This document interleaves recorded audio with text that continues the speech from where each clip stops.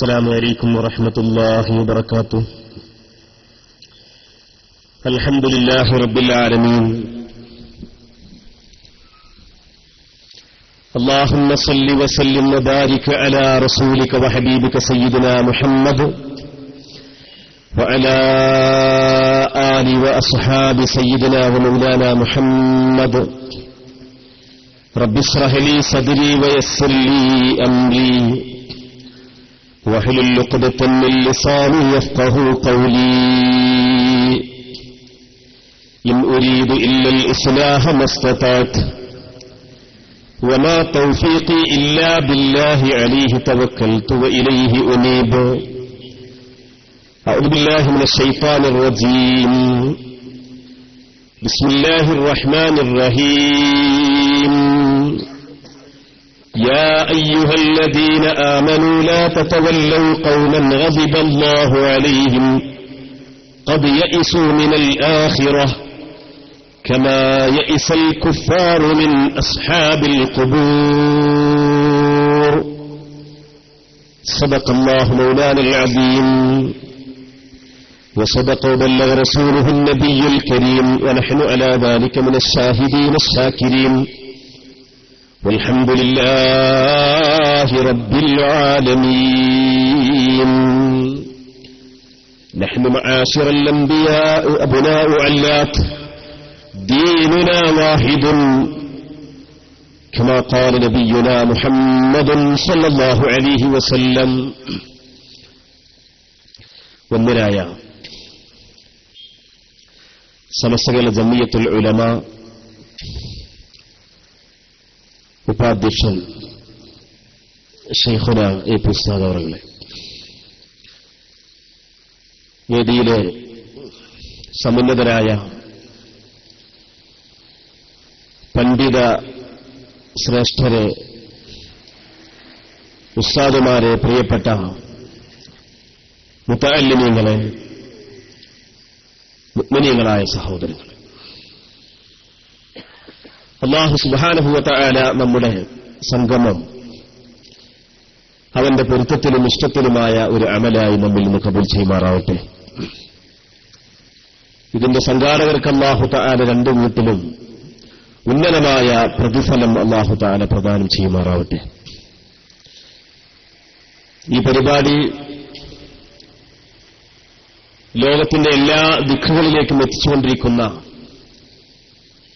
Samastha Kerala Islamic class റൂമിന്റെ പ്രവർത്തകന്മാർക്ക് അല്ലാഹു തആല അർഹമായ പ്രതിഫലം പ്രദാനം ചെയ്യുമാറാവട്ടെ. അവരുടെ ജോലികളിലും മറ്റെല്ലാ കാര്യത്തിലും അല്ലാഹു തആല ഖൈറും ബറക്കത്തും പ്രദാനം ചെയ്യുമാറാവട്ടെ. പ്രിയപ്പെട്ട സഹോദരന്മാരെ, ഒന്നിരായ ഉസ്താദുമാരുടെ പ്രസംഗങ്ങളിൽ, ഉപദേശങ്ങളിൽ സംക്ഷിപ്തമായി കാര്യങ്ങൾ ഉൾക്കൊള്ളാനുള്ള എല്ലാ വിജ്ഞാനങ്ങളും അടങ്ങിയത് നമ്മൾ ശ്രവിക്കുകയുണ്ടായി. അതിന്റെ ഒരു വിശദീകരണം എന്നോണം വളരെ പ്രധാനപ്പെട്ട ചില കാര്യങ്ങൾ മാത്രം ഉണർത്തുക എന്നതാണ് ഉദ്ദേശിക്കുന്നത്. ഇന്നത്തെ പരിപാടിയുടെ തലവാചകം തന്നെ ഇവിടെ പ്രസിദ്ധം ചെയ്ത നോട്ടീസിൽ, അതുപോലെ ഫേസ്ബുക്കിലുമൊക്കെ പ്രചരിപ്പിച്ചത് പ്രകാരം വഹാബികൾ പിഴച്ചത് എന്തുകൊണ്ട് എന്നാണ്. അതൊരു ചോദ്യമാണ്. എന്താണ് വഹാബികൾ പിഴച്ചത്? നമ്മുടെ രാജ്യങ്ങളിലൊക്കെ, നമ്മുടെ നാടുകളിലൊക്കെ ചുരുക്കം ചില ആളുകൾ വഹാബി പ്രസ്ഥാനത്തിൽ അറിയാതെ പെട്ടുപോയിട്ടുണ്ട്.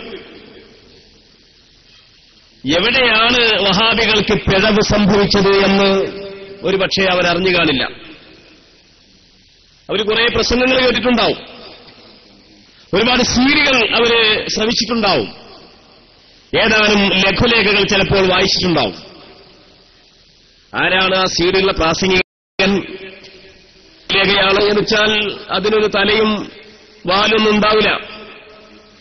അപ്പൊ എന്തൊക്കെയോ ചിലത് തെറ്റിദ്ധരിച്ചുകൊണ്ട് വഹാബി പ്രസ്ഥാനത്തിൽ എന്ന് വെച്ചാൽ നമ്മുടെ കേരളത്തിൽ വഹാബി പ്രസ്ഥാനക്കാര് മുജാഹിദീങ്ങൾ എന്നാണ് പറയാറുള്ളത്. മുജാഹിദീങ്ങൾ തമിഴ്നാട്ടിലെത്തുമ്പോ വേറെ പേരായിരിക്കും. അതുപോലെ കർണാടക സ്റ്റേറ്റിൽ പോകുമ്പോ ഈ പേരൊന്ന് മാറ്റിയിട്ട് അഹ്ലെ ഹദീസ് എന്നാണ് അവർ പറയാറുള്ളത്. ഗൾഫ് നാടുകളിൽ ചെന്നാൽ സലഫികൾ എന്ന് പറയും.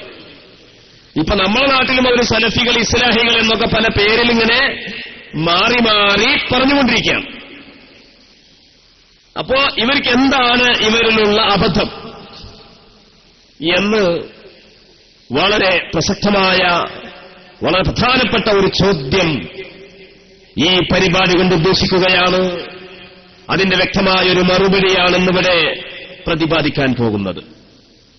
ഇവിടെ പ്രതിപാദിക്കാൻ പോകുന്ന വിഷയങ്ങളിൽ എന്തുതന്നെ പറഞ്ഞത് ശരിയല്ല, അത് തെറ്റാണ് എന്ന് ആർക്കും ചൂണ്ടിക്കാണിക്കാവുന്നതേയുള്ളൂ. ഒരിക്കലും നമ്മുടെ പരിപാടിയുടെ സ്വഭാവം വന്യരായ ഉസ്താദുമാർ അവരുടെ കുട്ടികൾക്ക്, അവരുടെ ശിഷ്യന്മാർക്ക് പഠിപ്പിച്ചു കൊടുത്ത ആശയം, അഹ്ലുസുന്നത്തി വൽ ജമാഅയുടെ ആശയം ഒളിച്ചോട്ടത്തിന്റേതല്ല. ഏതെങ്കിലും ഒരു സ്ഥലത്ത് പോയിട്ട് എന്തെങ്കിലുമൊക്കെ പ്രസംഗിക്കുക, ആൾക്കാർ ചോദ്യമൊന്നും ചോദിക്കാൻ പാടില്ല, ഒന്നും ഇങ്ങോട്ട് പറയാൻ പാടില്ല, ഇങ്ങോട്ടൊന്നും ചോദിക്കാൻ പാടില്ല, ഞങ്ങളങ്ങോട്ട് പറഞ്ഞതങ്ങോട്ട് കേട്ടോളണം എന്നൊരു ശൈലി നമുക്കില്ല.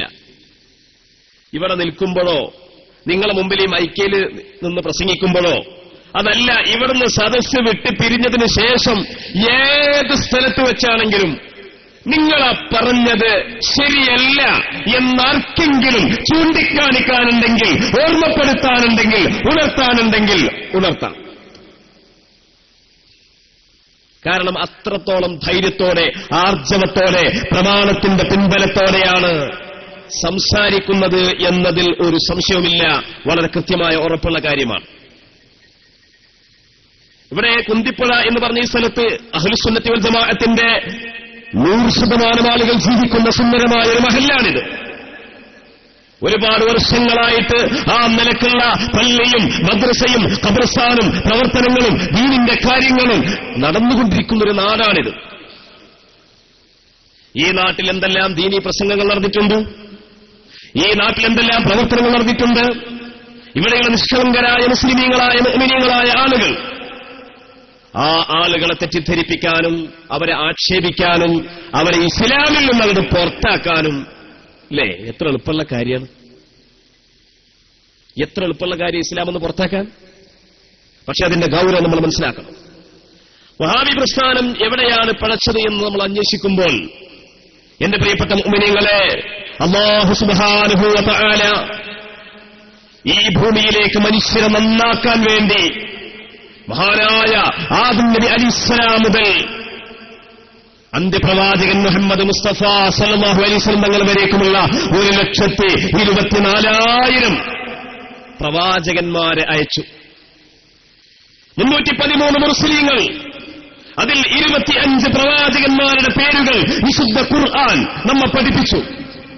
ആ കൂട്ടത്തിൽ 5 പ്രവാചകന്മാർ, അവർ ഉലുൽ അസ്ം എന്ന പേരിൽ അറിയപ്പെടുന്ന ഏറ്റവും വലിയ പ്രവാചകന്മാർ.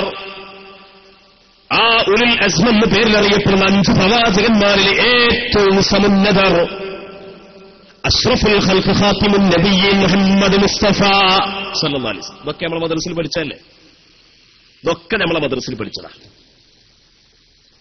നമ്മുടെ നാട്ടിൽ 1-ാം ക്ലാസ് മുതൽ 2-ാം ക്ലാസ് മുതൽ 10-ാം ക്ലാസ് വരേക്കുള്ള പാഠപുസ്തകങ്ങൾ കുട്ടികൾക്ക് പഠിപ്പിച്ചു കൊടുത്തുകൊണ്ടിരിക്കുന്ന കാര്യങ്ങളാണിത്. ഇതിനൊക്കെ ഒറ്റയടിക്ക് വന്നിട്ട് ചോദ്യം ചെയ്യാന്ന് പറഞ്ഞാൽ നടക്കുന്ന കാര്യമാണോ? ആ പ്രവാചകന്മാർ ഈ ലോകത്തിന് പഠിപ്പിച്ചു തന്ന കാര്യങ്ങൾ അതേതൊക്കെയാണ് കാര്യങ്ങൾ? ഈ നാട്ടുകാർക്കറിയാം, ഈ നാട്ടിലുള്ള മുസ്ലിമീങ്ങൾക്കറിയാം. ഈമാൻ കാര്യങ്ങളും ഇസ്ലാം കാര്യങ്ങളും, ഈമാൻ കാര്യങ്ങളും ഇസ്ലാം കാര്യങ്ങളും. ഇസ്ലാം കാര്യങ്ങൾ എന്ന് പറയുമ്പോൾ നിങ്ങൾ നോക്കൂ സുഹൃത്തുക്കളെ, ഇന്ന് രാവിലെ, ഇന്ന് സുബ്ഹിക്ക് നമ്മൾ എഴുന്നേൽക്കുമ്പോൾ അൽഹംദുലില്ലാഹില്ലദീ അഹ്യാനാ ബഅദമാ അമാതനാ വഇലൈഹിൻ നുശൂർ എന്ന ദിക്റും ചൊല്ലിക്കൊണ്ട് എഴുന്നേറ്റു. എന്നിട്ട് നമ്മൾ ദന്തശുദ്ധീകരണം നടത്തിക്കൊണ്ട് വുളൂ ചെയ്തുകൊണ്ട് സുബ്ഹി നിസ്കരിച്ചു. ഖുർആൻ പാരായണം നടത്തി. രാവിലെ ആയതിനു ശേഷം ഉച്ചയുടെ മുമ്പായിട്ട് പല ആളുകളും ദുഹാ നിസ്കരിച്ചു. ളുഹറിന് ബാങ്ക് വിളിക്കപ്പെട്ടു. അതിനുത്തരം ചെയ്തുകൊണ്ട് പള്ളിയിൽ വെച്ചുകൊണ്ടും അല്ലാതെയും ളുഹർ നിസ്കരിച്ചു 4 റക്അത്ത്. അതിനു മുമ്പും ശേഷവുമുള്ള റവാത്തിബ് സുന്നത്തുകൾ നിർവഹിച്ചു. അസ്ർ നിസ്കരിച്ചു. അതിനു മുമ്പുള്ള റവാത്തിബ് നിസ്കരിച്ചു. മഗ്രിബിന് ബാങ്ക് വിളിച്ച് നമ്മുടെ പള്ളികളിൽ നമ്മൾ ജമാഅത്തായിട്ട് നിസ്കരിച്ചു. ചിലർ ഒറ്റയ്ക്ക് നിസ്കരിച്ചിട്ടുണ്ടാകും, ചിലർ വീടുകളിൽ വെച്ച് നിസ്കരിച്ചിട്ടുണ്ടാകും. എന്തെല്ലാം നബിയുടെ ചര്യയിൽപ്പെട്ട എന്തെല്ലാം കാര്യങ്ങൾ നമ്മൾ ചെയ്തു അല്ലേ? ഇതൊക്കെ റസൂലുള്ളാഹിന്റെ സുന്നത്തല്ലേ? അല്ലാഹുവിന്റെ റസൂൽ പഠിപ്പിച്ചെന്ന കാര്യങ്ങളല്ലേ? പ്രവാചകന്മാർ നമുക്ക് പഠിപ്പിച്ചെന്ന കാര്യങ്ങളല്ലേ? ഇവിടെ വന്ന് പ്രസംഗിച്ചു എന്ന് പറഞ്ഞ ആ മനുഷ്യൻ പറഞ്ഞു അത്രേ, ഇവര് ഞങ്ങൾ സുന്നികളാണെന്നാണ് പറയുന്നത്. പക്ഷേ ഈ സുന്നികൾ എന്ന് പറഞ്ഞാൽ നബിയുടെ സുന്നത്തെടുക്കുന്നവർ എന്നല്ലേ? അയാളൊരു നിർവചനാണ്. സുന്നികൾ എന്ന് പറഞ്ഞാൽ നബിയുടെ സുന്നത്തെടുക്കുന്നവർ. ഇവര് നബിയുടെ സുന്നത്തല്ല എടുക്കുന്നത്. നിങ്ങൾ നോക്കണം. ഞാൻ ചോദിക്കട്ടെ, നിഷ്പക്ഷമായി നിങ്ങൾ ചിന്തിക്കണം. എത്രമാത്രം കടുകടുത്ത ഹൃദയത്തിൽ നിന്നാണ്, എത്രമാത്രം ദുഷിച്ച ഹൃദയത്തിൽ നിന്നാണ് അയാൾ ഈ ആരോപണം ഈ നാട്ടുകാർക്ക് മുമ്പിൽ എടുത്തിട്ടത്? പ്രവാചകന്റെ ചര്യ പിൻപറ്റുന്നവർ അല്ല എന്ന് പറയാൻ ഞാനിപ്പോ വളരെ ചുരുങ്ങിയ ഈ രൂപത്തിൽ ഇന്ന് സുബ്ഹിക്ക് എഴുന്നേറ്റ് പ്രവർത്തിച്ച, അമൽ ചെയ്ത, ഇബാദത്ത് ചെയ്ത, നിസ്കരിച്ച, സുന്നത്ത് നിസ്കരിച്ച, വജ്ജഹത്ത് ഓതിയ, സൂറത്ത് ഓതിയ, റുകൂഅ് ചെയ്ത, ഇങ്ങനെയുള്ള എത്ര പ്രവർത്തനങ്ങൾ, ഒരു 100 പ്രവർത്തനങ്ങളെങ്കിലും ഏറ്റവും ചുരുങ്ങിയത് അല്ലാഹുവിന്റെ റസൂലിന്റെ സുന്നത്തായിട്ട് പ്രവർത്തിച്ചവരല്ലേ ഈ ഇരിക്കുന്ന ആളുകൾ? അല്ല എന്ന് നിങ്ങൾക്കാർക്കെങ്കിലും തോന്നുന്നുണ്ടോ? എന്നിട്ട് ആ വിഭാഗം ആളുകളെ സംബന്ധിച്ച് മൈക്കിൽ പ്രസംഗിച്ചാൽ ഈ 2 ബോക്സ് ഉണ്ടാകുമ്പോ ഇത് കേൾക്കണ്ടെന്ന് വിചാരിച്ചാലും കേൾത്തുപോകുമല്ലോ. അതാണല്ലോ ഈ കണ്ണിന്റെ മാതിരിയല്ലേ കാത് എന്ന് പറയുന്നത്. കണ്ണെന്ന് പറഞ്ഞാൽ കണ്ണടച്ചാൽ മതി, എന്നാൽ കാണേണ്ടെന്ന് വെക്കും. പക്ഷേ കാതങ്ങനെയില്ലല്ലോ. കാത് നമുക്ക് സ്വയം അടക്കാൻ കഴിയില്ല. അപ്പോ എന്തും ആളുകൾ കേൾക്കും എന്ന് വിചാരിച്ചിട്ട് എന്തും ആക്ഷേപിക്കാം എന്നോ? സുന്നികളെന്ന് പറഞ്ഞാൽ സുന്നത്തെടുക്കുന്നവർ എന്നല്ലേ? ഈ സുന്നികളൊന്നും തന്നെ അല്ലാഹുവിന്റെ റസൂലിന്റെ സുന്നത്ത് എടുക്കുന്നില്ല. ഈ നാട്ടിലുള്ള സുന്നത്തി ജമാഅത്തിന്റെ ആളുകൾ, ഈ നാട്ടിലുള്ള കഴിഞ്ഞുപോയതും ജീവിച്ചിരിപ്പുള്ളതും ജനിക്കാൻ പോകുന്നതുമായ മുസ്ലിമീങ്ങൾ, ആ മുസ്ലിമീങ്ങളെ ഇത്രയധികം വേദനിപ്പിച്ചൊരു പരാമർശം ഇത് നിങ്ങളെ കുന്തിപ്പടയിൽ മാത്രമല്ല നടത്തുന്നത്. നിങ്ങൾ നോക്കൂ സഹോദരങ്ങളെ, എത്ര ശാന്തമായിട്ടാണ് ഇപ്പൊ നമ്മുടെ കേരളം മുന്നോട്ട് പോയിക്കൊണ്ടിരിക്കുന്നത്. ഒരു മാസക്കാലമായിട്ട് തെരഞ്ഞെടുപ്പുമായി ബന്ധപ്പെട്ട ചർച്ചകളിലും പ്രവർത്തനങ്ങളിലുമായിട്ട് ആളുകൾ മുന്നോട്ട് പോകുമ്പോ അതിനിടയിൽ കുത്തിത്തിരികാൻ വേണ്ടി കടന്നു വരികയാണ് ഇപ്പോ ചില ആളുകൾ അല്ലേ? നിങ്ങൾ നോക്കൂ, നിങ്ങൾ നിഷ്പക്ഷമായി ചിന്തിച്ചു നോക്കൂ. ഇപ്പോ ഏകദേശം ഒരു 75% മുജാഹിദുകൾ മാത്രം താമസിക്കുന്ന ചില മഹല്ലുകളുണ്ട്. മലപ്പുറം ജില്ലയിലെ മങ്കടയിൽ ഏതാനും മഹല്ലുകളുണ്ട്. പാലക്കാട് ജില്ലയിലെ എടത്തനാട്ടുകരയിൽ ഏതാനും മഹല്ലുകളുണ്ട്.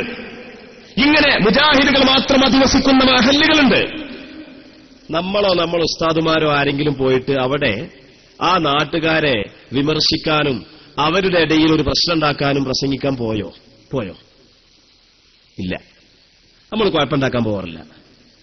പക്ഷേ വളരെ ശാന്തമായി പ്രശ്നമില്ലാതെ മുന്നോട്ട് പോകുന്ന ഒരു നാട്ടിൽ നിന്നുകൊണ്ട് ഇന്നത്തെ സാഹചര്യം എന്താണ്, നാം അഭിമുഖീകരിക്കുന്ന പ്രശ്നം എന്താണെന്ന് പോലും അടിസ്ഥാന പ്രശ്നങ്ങളിൽ നിന്ന് ജനശ്രദ്ധ തിരിച്ചുവിടാൻ വേണ്ടി അല്ലേ ഇവർ പ്രവർത്തിച്ചുകൊണ്ടിരിക്കുന്നത്? രാവിലെ മുതൽക്ക് വൈകുന്നേരം കിടന്നുറങ്ങുന്നതുവരെ, കിടന്നുറങ്ങിയതിനു ശേഷം സുബഹിന്റെ മുമ്പ് എഴുന്നേറ്റുകൊണ്ട് തഹജ്ജുദ് നിസ്കരിച്ചുകൊണ്ട് അല്ലാഹുവിനോട് ദുആ ചെയ്യുന്ന മുസ്ലിമീങ്ങളുടെ മുഖത്ത് നോക്കിയിട്ട് ഇവർ അല്ലാഹുവിന്റെ റസൂലിന്റെ സുന്നത്ത് അനുഷ്ഠിക്കാത്തവരാണ് എന്ന് പറയാൻ മനസ്സുറച്ചവന്റെ മനസ്സിന്റെ ദുഷിച്ച ചിന്തയുടെ ആഴം, ആ ആഴം അളക്കാൻ ഏതു ശാസ്ത്രത്തിനാ സാധിക്കാം? ഏതു ശാസ്ത്രത്തിന്റെ ഉപകരണത്തിനാണ് ആ ആഴം അളക്കാൻ സാധിക്കുക? നിഷ്പക്ഷമായി നമ്മൾ ആലോചിക്കേണ്ടതല്ലേ. ഇവിടെയാണ് വഹാബി പ്രസ്ഥാനത്തിന്റെ ഈ പ്രഭാഷകരുടെയും ഈ ആളുകളുടെയൊക്കെ മനസ്സിന്റെ അവസ്ഥ നമ്മൾ പഠിക്കേണ്ടത്. പ്രവാചകന്മാരിവിടെ ഈമാൻ കാര്യങ്ങളും ഇസ്ലാം കാര്യങ്ങളും പഠിപ്പിച്ചു. ആ ഈമാൻ കാര്യങ്ങളിൽ അല്ലാഹുവിനെ സംബന്ധിച്ചുള്ള ഈമാൻ, അല്ലാഹുവിന്റെ മലക്കുകളെ സംബന്ധിച്ചുള്ള ഈമാൻ, പ്രവാചകരെ സംബന്ധിച്ചുള്ള ഈമാൻ, അല്ലാഹു പ്രവാചകർക്ക് ഇറക്കിക്കൊടുത്ത ഗ്രന്ഥങ്ങളെക്കുറിച്ചുള്ള ഈമാൻ, അന്ത്യനാളിനെക്കുറിച്ചുള്ള ഈമാൻ, അതുപോലെ തന്നെ ഖൈറും ശർറുമായ എല്ലാ കാര്യങ്ങളും അല്ലാഹുവിന്റെ ഖദറിൽ അധിഷ്ഠിതമാണെന്ന് പറയുന്ന ഈമാൻ. ഈ ഈമാൻ കാര്യങ്ങൾ നിങ്ങൾ പരിശോധിച്ചു നോക്കിയാൽ വഹാബി പ്രസ്ഥാനത്തിന് എവിടെയാണ് അബദ്ധം സംഭവിച്ചത്? അതിൽ നിന്ന് ഒന്നാമതായി പറഞ്ഞ അല്ലാഹുവിനെ കുറിച്ചുള്ള ഈമാനിനെ സംബന്ധിച്ച് പറയുമ്പോൾ അല്ലാഹു ഏകനാണ് എന്ന് പറയുന്ന, അല്ലാഹുവിന്റെ ഏകത്വത്തിൽ വിശ്വസിക്കേണ്ടുന്നതിനെ കുറിച്ച് പറയുന്ന ലാ ഇലാഹ ഇല്ലല്ലാഹ് എന്ന് പറയുന്ന തൗഹീദില്ലേ, തൗഹീദ് ഏകദൈവ വിശ്വാസം. എന്താണ് തൗഹീദ് എന്ന് പറഞ്ഞാൽ?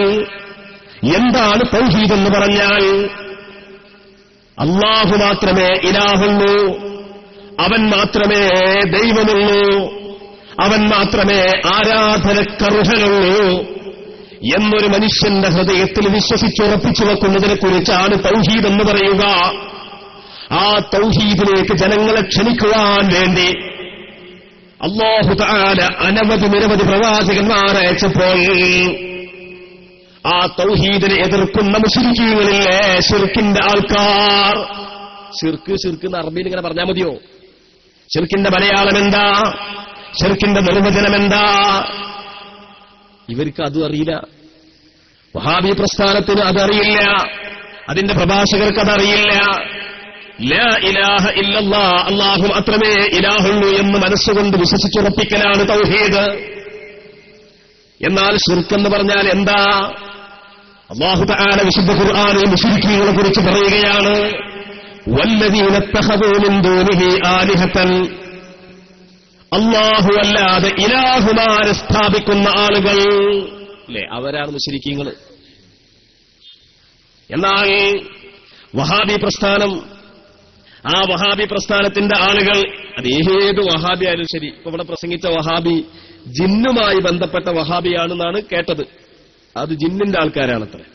വഹാബികൾ പല കോലത്തിലുണ്ട്. ജിന്നിന്റെ ആൾക്കാരുണ്ട്, അതുപോലെ ഇൻസിന്റെ ആളുകളുണ്ട്, വേറെ ചിലതിന്റെ ആളുകളുണ്ട്, ഇങ്ങനെ പല ആൾക്കാരുണ്ട്. അതൊക്കെ അവിടെ നിൽക്കട്ടെ. ഏത് വഹാബിയാണെങ്കിലും അവർക്ക് ഈ അവരുടെ ഒരുപാട് പിഴവുകളിൽ ഒന്നാമതായിട്ട് അവർ പിഴച്ചുപോയത് ലാ ഇലാഹ ഇല്ലല്ലാഹ്, അതിലാണ് പിഴച്ചുപോയത്. അല്ലേ? നമ്മുടെ പള്ളിയിൽ നിന്ന് ബാങ്കുലി കേട്ടു, അശ്ഹദു അല്ലാ ഇലാഹ ഇല്ലല്ലാഹ്. നമ്മുടെ നിസ്കാരത്തിന് ശേഷം നമ്മൾ 10 തവണ ചൊല്ലി ലാ ഇലാഹ ഇല്ലല്ലാഹ്.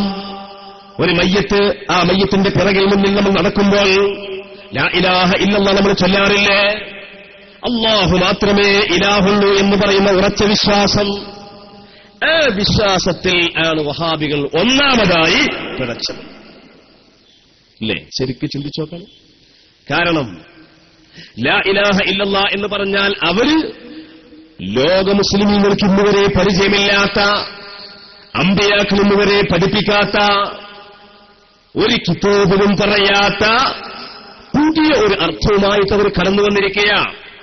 ഇവിടെ പ്രസംഗിച്ചു പോയ മനുഷ്യന്റെ പ്രസംഗത്തിലുടനീളം അയാൾ അവതരിപ്പിച്ച ഒറ്റ കാര്യവും ലാ ഇലാഹ ഇല്ലല്ലാഹുമായി ബന്ധപ്പെട്ടുകൊണ്ട് പറഞ്ഞൊരൊറ്റ വിശദീകരണവും ഒരു പ്രവാചകന്റെ വാചകങ്ങളിൽ കാണിക്കാൻ സാധ്യമല്ല. ഖുർആനിന്റെ ഏതെങ്കിലും ഒരു ആയത്തിൽ കാണിച്ചു തരാൻ സാധ്യമല്ല. ഹദീസിന്റെ ഏതെങ്കിലും ഒരു വരിയിൽ കാണിക്കാൻ സാധ്യമല്ല. മുൻഗാമികളായ ഇമാമിങ്ങളുടെ ഏതെങ്കിലും ഒരു കിതാബിൽ അവർക്ക് കാണിക്കാൻ സാധ്യമല്ല. എന്താണ് അയാൾ പറഞ്ഞത്? മറഞ്ഞ മാർഗത്തിലൂടെ സഹായം ചോദിക്കാൻ അല്ലാഹുവിനോട് മാത്രമേ പറ്റുള്ളൂ, പടപ്പാളോടൊന്നും പറ്റൂല. അല്ലേ? അപ്പൊ ഒരാൾ ഇവിടുത്തെ മുഹിയുദ്ദീൻ ശൈഖിനെ വിളിച്ചു, ഓ മുഹിയുദ്ദീൻ ശൈഖ് അവറുകളെ അങ്ങനൊന്ന് സഹായിക്കണം. അല്ലേ? അതിപ്പോ ഇങ്ങനെ നേർക്കുനേരെ ഇങ്ങനെ കാണുന്ന, സാധാരണ കണ്ണുകൊണ്ട് കാണുന്ന ഒരു രൂപത്തിലുള്ള ഒരു ദൂരത്തിലല്ല, മറിച്ച് ഒരുപാട് ദൂരെയാണ്. അപ്പൊ ഒരുപാട് ദൂരം കൂടുമ്പോൾ അതിന് അഭൗതികം എന്ന് പറയുമത്രേ. ആ അഭൗതികം എന്ന ആ രൂപത്തിൽ, അസാധാരണം എന്ന ആ ഒരു രൂപത്തിൽ ഒരാളങ്ങോട്ട് പടപ്പാളോട് ആരോടെങ്കിലും, ഔലിയാക്കളോടോ അല്ലെങ്കിൽ സാധാരണക്കാരോടോ മലക്കിനോടോ ജിന്നിനോടോ സഹായം തേടിയാൽ അത് ശിർക്കാണ്. അങ്ങനെയുള്ള സഹായത്തേട്ടം അള്ളാഹുവോടും മാത്രമേ പറ്റുകയുള്ളൂ എന്നാണ് ഇയാളിവിടെ പറഞ്ഞത്. അല്ലേ? ശരിക്കും ശ്രദ്ധിച്ചു കാണും. എന്റെ സംസാരം ശ്രദ്ധിച്ച, എന്റെ ശബ്ദം ശ്രവിക്കുന്ന മുജാഹിദിന്റെ സുഹൃത്തുക്കളൊക്കെ ആരെങ്കിലും ഉണ്ടെങ്കിൽ അവര് ശരിക്കും അവരാണല്ലോ ഈ വിഷയത്തിൽ പെട്ടുപോയിട്ടുള്ളത്. ബാക്കിയുള്ള സുന്നികൾക്ക് ഇതിൽ പ്രശ്നമല്ല, അവർക്ക് ഈ കാര്യങ്ങളൊക്കെ നേരത്തെ മനസ്സിലാക്കി വരാം. ഈ മുജാഹിദിന്റെ ആരെങ്കിലും ഉണ്ടെങ്കിൽ ഒന്ന് ചിന്തിച്ചു നോക്കാണി. ഇങ്ങനെ ഒരു വിശദീകരണം, മറഞ്ഞ മാർഗത്തിലൂടെ സഹായം തേടാൻ പടപ്പുകളോടാരോടും പാടില്ല എന്നതാണ് ലാ ഇലാഹ ഇല്ലല്ലാഹ് വിവക്ഷിക്കുന്നത് എന്ന ഒരു വിശദീകരണം ലോകത്ത് ഏതെങ്കിലും ഒരു കിതാബിലുണ്ടോ? ഖുർആനുണ്ടോ? ഉണ്ടോ?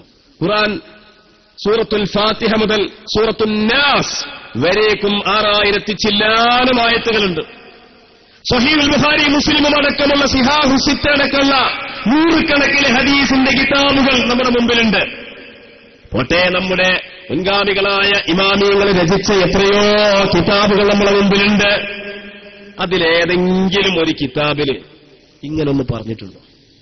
ഇല്ല. പിന്നെ ഇത് ആര് പറഞ്ഞുണ്ടാക്കിയതാ? ഇത് പറഞ്ഞുണ്ടാക്കിക്കൊണ്ട് ആ പുതിയ ആശയത്തിനെതിരായി നിൽക്കുന്നവരെയെല്ലാം കാഫിറും മുശ്രിക്കുമാക്കുക എന്ന പരിപാടിയാണ് ഇവർ നടത്തിക്കൊണ്ടിരിക്കുന്നത്. ഞാൻ വെറുതെ പറയല്ല. ഈ പുസ്തകത്തിന്റെ പേരെന്താണെന്നറിയോ? ജിന്നു വിവാദം വസ്തുതയെന്തോന്ന്. ഇതൊരു മുജാഹിദിന്റെ ഒരു പുസ്തകമാണ്. ഈ പുസ്തകത്തിന്റെ 32ാമത്തെ പേജിൽ കൃത്യമായി പറയുന്നു. എന്താ പറയുന്നത്? കണ്ടോ? ഞാൻ ഈ വായിച്ചതിൽ എന്തെങ്കിലും ഒരു തകരാറുണ്ടെങ്കിൽ ചൂണ്ടിക്കാണിക്കട്ടോ. ഇവിടെ തന്നെ ഇക്കോളന്നില്ല. ഇനി ടെലിഫോണിലൂടെയാവാം, അല്ലാത്ത രൂപത്തിലൂടെയാവാം, ചൂണ്ടിക്കാണിക്കാം. എന്താണ് പറയുന്നത്? കാര്യകാരണ ബന്ധങ്ങൾക്കതീതമെന്നും അഭൗതികമെന്നും കഴിവിനതീതമെന്നും അദൃശ്യമാർഗമെന്നുമെല്ലാം ആരാധനയുടെ സത്തയായ പ്രാർത്ഥനയുടെ നിർവചനം മുമ്പ് വിശദീകരിക്കപ്പെട്ടത്. ആ വിശദീകരണം വിശുദ്ധ ഖുർആനോ പ്രവാചകനോ പറഞ്ഞതല്ല. നാം മുജാഹിദുകൾ ആവിഷ്കരിച്ചെടുത്ത ഒരു വിശദീകരണം മാത്രമാണത്. കണ്ടോ? മറഞ്ഞ മാർഗത്തിലൂടെയുള്ള സഹായത്തേട്ടം ശിർക്കാണ് എന്ന് പറഞ്ഞുകൊണ്ടുള്ള വിശദീകരണം വിശുദ്ധ ഖുർആനിൽ പറഞ്ഞിട്ടില്ല, പ്രവാചകൻ പറഞ്ഞിട്ടില്ല.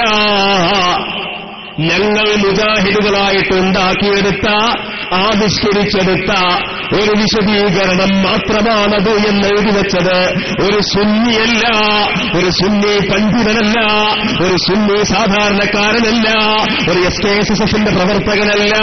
മുജാഹിദിന്റെ പ്രവർത്തകന്മാർ, മുജാഹിദിന്റെ പണ്ഡിതന്മാർ അവർ എഴുതി വെച്ച പുസ്തകത്തിന്റെ 32ാമത്തെ പേജില് അവർ തന്നെ സമ്മതിക്കുകയാണ്, ഞങ്ങളുടെ വാദമില്ലേ, ആ വാദം പ്രവാചകൻ പഠിപ്പിച്ചതല്ല, അത് ഖുർആനിൽ ഇല്ല, അത് മുജാഹിദുകളായിട്ട് ഉണ്ടാക്കിയെടുത്ത വാദമാണ്.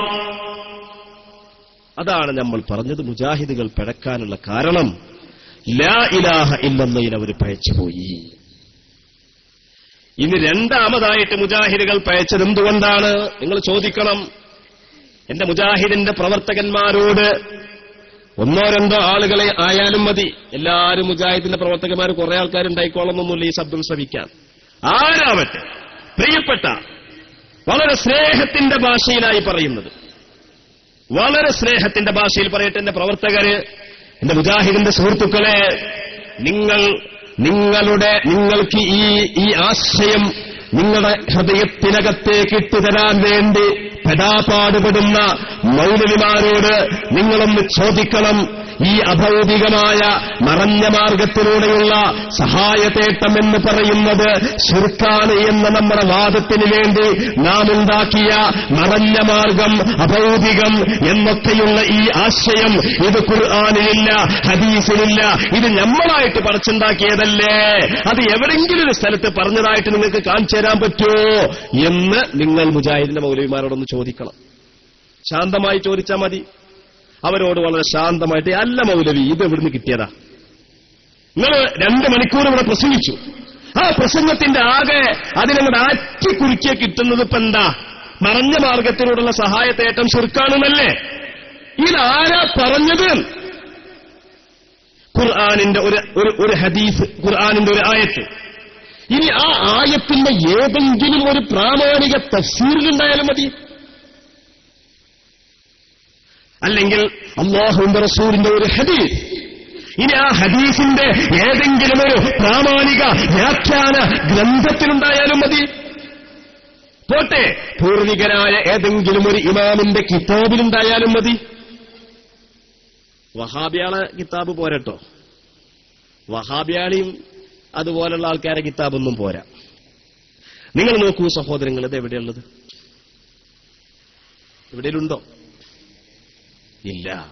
അതുകൊണ്ട് എന്റെ പ്രവർത്തകരോട്, മുജാഹിദിന്റെ സുഹൃത്തുക്കളോട് എനിക്ക് പറയാനുള്ളത്, നിങ്ങൾ നിങ്ങളുടെ മൗലവിയോട് ശാന്തമായ, അദ്ദേഹത്തെ പ്രകോപിപ്പിക്കാത്ത ഭാഷയിൽ ചോദിക്കണം. എവിടുന്ന് കിട്ടി മൗലവി? നിങ്ങൾ ഈ പറഞ്ഞത് എവിടുന്ന് കിട്ടി? പറയട്ടെ. അദ്ദേഹത്തെ കൂടെ നിങ്ങൾ പറയിപ്പിക്കണം. നന്നാമൂന്നെ പറ്റില്ല, നേർക്കുനേരെ പറയിപ്പിക്കണം. അപ്പൊ ലാ ഇലാഹ ഇല്ലല്ലാഹിലാണ് അവർ ആദ്യമായി പിഴച്ചത് എന്ന് നമ്മൾ മനസ്സിലാക്കണം. രണ്ടാമതായിട്ട് വഹാബികൾ പിഴച്ചത് ഇസ്ലാമിന്റെ ഏറ്റവും അടിസ്ഥാന വിശ്വാസമായ മുഹമ്മദുർ റസൂലുള്ളാഹ്, അതിലാണ് പിഴച്ചത്. വഹാബി പ്രസ്ഥാനത്തിൽ മുഹമ്മദുർ റസൂലുള്ളാഹിയെ കുറിച്ചുള്ള വിശ്വാസം എന്താണ്? ഇവിടെ സംസാരിച്ചു പോയ ആ മനുഷ്യന്റെ ഖൽബിൽ അയാൾ കുത്തിനിറച്ച വിശ്വാസം എന്താണ്? അല്ലാഹുവിന്റെ റസൂൽ എന്ന് പറഞ്ഞാൽ അവിടുത്തെ 40 വയസ്സ് മുതൽ 63 വയസ്സുവരേക്കുമുള്ള 23 കൊല്ലത്തെ ജീവിത കാലയളവിനുള്ളിൽ ഒരുപാട് കാര്യങ്ങൾ ജനങ്ങളെ പഠിപ്പിച്ചു, ഒരുപാട് കാര്യങ്ങൾ ജനങ്ങൾക്ക് എത്തിച്ചു കൊടുത്തു, ഒരുപാട് കാര്യങ്ങൾ മാതൃകയായി പ്രവർത്തിച്ചു കാണിച്ചു കൊടുത്തു. അങ്ങനെ 63ാമത്തെ വയസ്സിൽ വഫാത്തായി. ആ ഏറ്റവും ചുരുങ്ങിയ 23 കൊല്ലക്കാലയളവിലുള്ള ഒരു പ്രവാചകൻ മാത്രമാണ് വഹാബികളുടെ മനസ്സിലുള്ള പ്രവാചകൻ. അതിനു മുമ്പുള്ള പ്രവാചകൻ ഒരു സാധാരണക്കാരൻ, അതിനുശേഷമുള്ള പ്രവാചകൻ അതും ഒരു സാധാരണക്കാരൻ. ഇങ്ങനെയാണോ അല്ലാഹുവിന്റെ റസൂലിനെ കുറിച്ച് നമ്മൾ മനസ്സിലാക്കേണ്ടത്? അല്ലാഹുവിന്റെ റസൂലിന്റെ മുഹമ്മദുർ റസൂലുള്ളാഹിയുമായി ബന്ധപ്പെട്ട വിശ്വാസത്തിന്റെ വിശാലത ഇങ്ങനെയാണോ? 40 വയസ്സ് മുതൽക്ക് 63 വയസ്സുവരേക്കുമുള്ള റസൂലിന് നുബുവത്ത്, റിസാലത്ത് എന്നീ 2 പദവികളുടെ ഔദ്യോഗികത മാത്രമേ ഉള്ളൂ. അതിനപ്പുറം അല്ലാഹുവിന്റെ റസൂലിനൊരു പ്രത്യേകതയും ഇല്ല. അവിടുത്തെ ശരീരത്തിന് പ്രത്യേകതയില്ല, അവിടുത്തെ ആത്മാവിന് പ്രത്യേകതയില്ല, മരണാനന്തരം അവിടുത്തെ ഒരു പ്രത്യേകതയും ഇല്ല. ഇതല്ലേ അവർ വിശ്വസിക്കുന്നത്? ഇത് വഹാബി പ്രസ്ഥാനത്തിന്റെ മൊത്തത്തിലുള്ള വിശ്വാസമല്ലേ? ഇവിടെ പ്രസംഗിച്ചു പോയവന്റെ വിശ്വാസമല്ലേ? ആ പ്രസംഗിച്ചു പോയവന്റെ നേതാക്കളുടെ വിശ്വാസം അല്ലേ? ഇത് ഇസ്ലാം അംഗീകരിക്കുന്നുണ്ടോ? അല്ലാഹുവിന്റെ ദീൻ ഇത് അംഗീകരിക്കുന്നുണ്ടോ മുഅ്മിനീങ്ങളെ? ഞാൻ ഏതാനും ചില ഉദാഹരണങ്ങൾ പറയാം. അല്ലാഹുവിന്റെ റസൂൽ സല്ലല്ലാഹു അലൈഹി വസല്ലം തങ്ങളുടെ ജന്മം, അവിടുത്തെ ജന്മം എന്ന് പറയുന്നത് എന്റെയും നിങ്ങളുടെയും ജന്മം പോലെയാണോ? അല്ലേ? പണ്ടൊരാൾ പറഞ്ഞു, അയാളുടെ നാട്ടിൽ അയാളുടെ ജില്ലയിലുള്ള കലക്ടറെ സംബന്ധിച്ചാ പറയുന്നത്. എന്താ പറയുന്നത്? ഞാനും അവനും തമ്മിൽ എന്താ വ്യത്യാസം? ഞാനും അവനും 10ാം തരം വരെ ഒന്നിച്ചു പഠിച്ചോനാ. പിന്നെ ഞാൻ പുല്ലരിയാനും പോയി, അവൻ മറ്റേ ഉന്നത വിദ്യാഭ്യാസ IAS പഠിക്കാൻ വേണ്ടി പോയി. അപ്പോ ഞാനും അവനും തമ്മിൽ എന്താ വ്യത്യാസം എന്നതുപോലെ അല്ലാഹുവിന്റെ റസൂലും നമ്മൾ തമ്മിൽ എന്താ വ്യത്യാസം? റസൂലുള്ളാഹിക്ക് 40 വയസ്സിന് നുബുവത്ത് കിട്ടി. അതിനപ്പുറം ജന്മത്തിൽ വ്യത്യാസമില്ല, വളർച്ചയിൽ വ്യത്യാസമില്ല, ഒരു കാര്യത്തിലും വ്യത്യാസമില്ല, ശരീരത്തിൽ വ്യത്യാസമില്ല, ആത്മാവിൽ വ്യത്യാസമില്ല, കൽബിൽ വ്യത്യാസമില്ല, ഒന്നിലും വ്യത്യാസമില്ല. ഒരു സാധാരണ നമ്മളെപ്പോലുള്ള ഒരാൾ മാത്രമായിട്ട് അല്ലാഹുവിന്റെ റസൂലിനെ വിശ്വസിക്കുന്നവരല്ലേ വഹാബികൾ? അല്ലേ? ശരിക്കും ചിന്തിച്ചു നോക്കാണ്. ഞാനതിന്റെ വിശദീകരണങ്ങളിലേക്കൊന്നും കടക്കുന്നില്ല. എന്നാൽ ചരിത്രം പറയുന്നത് എന്താണ്? അല്ലാഹുവിന്റെ റസൂലിന്റെ ചരിത്രം സുദീർഘമായി വിശദീകരിക്കപ്പെട്ടിട്ടുണ്ട്. എത്രയോ ഗ്രന്ഥങ്ങൾ ആ വിഷയത്തിൽ രചിക്കപ്പെട്ടിട്ടുണ്ട്. മഹാന്മാരായ ഇമാമിങ്ങൾ അല്ലാഹുവിന്റെ റസൂലിന്റെ ചരിത്രം രേഖപ്പെടുത്തുവാൻ വേണ്ടി സീറത്തുൻ നബവിയ്യ എന്ന് പറയുന്ന ഒരു വിജ്ഞാന ശാഖ തന്നെ പടുത്തുയർത്തിയിട്ടുണ്ട്. അതിൽ അല്ലാഹുവിന്റെ റസൂലിന്റെ ജന്മത്തെക്കുറിച്ച് എന്താ പറഞ്ഞത്? അല്ലാഹുവിന്റെ റസൂലിന്റെ ജന്മം നടക്കുമ്പോൾ സാവാ തടാകം വറ്റിവരണ്ടുപോയി. അതുപോലെ സമാവാ മരുഭൂമിയിലൂടെ വരണ്ടുണങ്ങിയ സമാവാ മരുഭൂമി അത് ജലം കൊണ്ട് അത് ജലം ധാരാളമായി. പേർഷ്യക്കാർ ആയിരക്കൊല്ലക്കാലം ആരാധിച്ചിരുന്ന കെടാതെ സൂക്ഷിച്ചിരുന്നവരെ തീക്കുന്ധാരം അണഞ്ഞുപോയി. സ്വർഗത്തെ ചമൽക്കരിക്കപ്പെട്ടു. അന്തരീക്ഷത്തിൽ മലായികത്ത് നിറഞ്ഞു. പിശാചിനെ ആട്ടിയോടിക്കപ്പെട്ടു. ബിംബങ്ങൾ തലകുത്തിമറിഞ്ഞു. ഇങ്ങനെ എന്തെല്ലാം സംഭവവികാസങ്ങളെന്ന് അരങ്ങേറി സാധാരണ ഒരു മനുഷ്യന്റെ ജന്മം പോലെയാണ് അല്ലാഹുവിന്റെ റസൂലിന്റെ ജന്മം. ഞാൻ ഉദാഹരണം മാത്രമാണ് പറയുന്നത്. ഒരുപാട് വിശദീകരിച്ച് പറയാനുണ്ട്. അതിന്റെ ഏതാനും ചില സാമ്പിളുകൾ. ഒരു വഹാബിക്ക് അത് വിശ്വാസമുണ്ടോ? അപ്പൊ മുഹമ്മദുർ റസൂലുള്ളാഹ് എന്ന് പറയുന്ന ഇസ്ലാമിന്റെ രണ്ടാമത്തെ വാചകം വഹാബി പൂർണ്ണമായി ഉൾക്കൊണ്ടില്ല. മൗലവിയോടൊന്ന് ചോദിക്കണം. പ്രവർത്തകന്മാർ, മുജാഹിദിന്റെ പ്രവർത്തകന്മാർ സ്നേഹഭാഷയിലൊന്ന് ചോദിക്കണം, എന്താണ് നമുക്ക് പറ്റിയത് എന്ന് ചോദിക്കണം. ഇനി അല്ലാഹുവിന്റെ റസൂലിന്റെ വഫാത്തിന് ശേഷം എന്താണ് ഇവിടെ സംഭവിക്കുന്നത് എന്ന് ഞാൻ ഒരൊറ്റ ഉദാഹരണം പറയാം. ഒരുപാട് പറയാനുണ്ട്. സാമ്പിളിന് വേണ്ടി മാത്രം ചില ഉദാഹരണങ്ങൾ മാത്രം പറയാം. അല്ലാഹുവിന്റെ റസൂൽ ഒരിക്കൽ സഹാബത്തിനോട് പറയുകയാണ്, സഹാബിമാരെ, ഹയാത്തി ഖൈറുൽ ലക്കും വവഫാത്തി ഖൈറുൽ ലക്കും. അല്ലയോ സഹാബികളെ, എന്റെയും നിങ്ങളും ജീവിതം പോലെയല്ല. അല്ലാഹുവിന്റെ റസൂലിന്റെ ഹയാത്തിനെ കുറിച്ചും അവിടുത്തെ വഫാത്തിനെ കുറിച്ചും സഹാബത്തിന് പഠിപ്പിച്ചു കൊടുക്കുകയാ. എന്റെയും നിങ്ങളുടെയും ജീവിതം പോലെയല്ല, മരണം പോലെയല്ല. എന്റെ ജീവിതം നിങ്ങൾക്ക് ഖൈറാണ് സഹാബിമാരെ. എന്റെ ജീവിതം, എന്റെ മരണവും എന്റെ വഫാത്തും നിങ്ങൾക്ക് ഉത്തമമാണ് സഹാബിമാരെ. അപ്പൊ അവിടെ ജീവിതം ഖൈറാകുന്നത് എങ്ങനെ എന്നുള്ളത് വിശദീകരിക്കേണ്ട ആവശ്യമില്ല. പക്ഷേ മരണം എങ്ങനെയാണ് നമുക്ക് ഉപകാരപ്രദമാകുക എന്നത് വിശദീകരിക്കണം. അത് വിശദീകരിക്കാൻ വേണ്ടി അല്ലാഹുവിന്റെ റസൂൽ തന്നെ പറയുകയാണ്, തുഅറദു അലയ്യ അഅ്മാലുക്കും, നിങ്ങളുടെ അമലുകളെല്ലാം എന്റെ മേൽ വെളിവാക്കപ്പെടും. ഞാൻ ഖബറിലാണ്, ഞാൻ മരിച്ചു കിടക്കുകയാണ്, ഞാൻ ബർസഖിയായ ജീവിതത്തിലാണ്. മുഅ്മിനീങ്ങളെ, നിങ്ങളുടെ അമലുകളെല്ലാം നല്ലതാവട്ടെ ചീത്തതാവട്ടെ, മുഅ്മിനീങ്ങളെ, നിങ്ങളുടെ അമലുകളെല്ലാം എനിക്ക് കാണിക്കപ്പെടും. എന്നിട്ട് ആ അമലുകൾ ഫഇൻ കാന ഖൈറാ, ആ അമലുകൾ നല്ലതാണെങ്കിൽ ഹമിത്തുല്ലാഹ്, അല്ലാഹുവിന്റെ മുമ്പിൽ സ്തുതി ചെയ്യുന്നതാണ്. വഇൻ കാന ഗൈറ ദാലിക, അല്ല നിങ്ങളുടെ പ്രവർത്തനങ്ങൾ മോശമാണോ, ഇസ്തഗ്ഫിറുല്ലാഹ ലക്കും, ഞാൻ നിങ്ങൾക്ക് വേണ്ടി അല്ലാഹുവിനോട് പാപമോചനം തേടുന്നതാണ്. ശഫീഉനാ മുഹമ്മദ് മുസ്തഫ. അല്ലേ? അപ്പൊ വഫാത്തിന് ശേഷമുള്ള അല്ലാഹുവിന്റെ റസൂൽ ഈ ലോകത്തുള്ള മുഅ്മിനീങ്ങളുടെ പ്രവർത്തനങ്ങൾ റസൂലുള്ളാഹിക്ക് കാണിക്കപ്പെടുകയാണ്. വഫാത്തിന് ശേഷമുള്ള അല്ലാഹുവിന്റെ റസൂൽ മുഅ്മിനീങ്ങളുടെ പ്രവർത്തനം ചീത്തയാണെങ്കിൽ അവർക്ക് വേണ്ടി പാപമോചനം തേടുകയാണ്. ഇല്ലേ? അപ്പൊ റസൂലുള്ളാഹിന്റെ ജീവിതവും വഫാത്തും സാധാരണം അല്ല. എന്നാൽ ഒരു വഹാബിയുടെ വിശ്വാസം എന്താണ്? അല്ലാഹുവിന്റെ റസൂൽ മരിച്ചുപോയാൽ പിന്നീട് ഒരു കണക്ഷനും ഇല്ല, ഇങ്ങോട്ടും ഇല്ല അങ്ങോട്ടും ഇല്ല എന്ന് പറയുന്ന വാദം ഇസ്ലാമിന് പരിചയമുള്ള വാദമാണോ? ഞാൻ ഈ ഓതിവെച്ച ഹദീസ്, ആ ഹദീസ് തെറ്റായ ഹദീസാണെന്നോ, അത് അതീവ ദുർബലമായ ഹദീസാണെന്നോ, ആ ഹദീസ് തെളിവിന് ഉതകാത്ത ഹദീസാണെന്നോ ആർക്കെങ്കിലും അഭിപ്രായമുണ്ടെങ്കിൽ ഒരു കുറിപ്പിലൂടെ ചോദിക്കാം, അല്ലെങ്കിൽ നേർക്കുനേരെ ചോദിക്കാം, അതല്ലെങ്കിൽ മറ്റൊരു വേദിയിൽ വെച്ചുകൊണ്ട് ചോദിക്കാം, എവിടെ വെച്ചും ചോദിക്കാം. ഞാൻ ഈ ഓതി വെച്ച ഹദീസിന് എന്തെങ്കിലും തകരാറുണ്ടോ? അത് ഇന്ന തകരാറുള്ള ഹദീസാണ്. പല ആളുകളും പലതും പറയാൻ ശ്രമിക്കും. സാധാരണക്കാരായ മുജാഹിദിന്റെ പ്രവർത്തകന്മാരെ തെറ്റിദ്ധരിപ്പിക്കുവാൻ വേണ്ടി ഹദീസിനെ വാറോലയാക്കാൻ വേണ്ടി ശ്രമം നടത്തുന്ന സുഹൃത്തുക്കളുണ്ട്. പക്ഷേ അവരോടുകൂടി പറയട്ടെ, ഈ ഹദീസിന് എന്തെങ്കിലും തകരാറുണ്ടെങ്കിൽ സൂചിപ്പിക്കാം. ഒരു തകരാറും ഇല്ല. ഈ ഹദീസിനൊരു തകരാറ് ചൂണ്ടിക്കാണിക്കാനോ സൂചിപ്പിക്കാനോ സാധ്യമല്ല.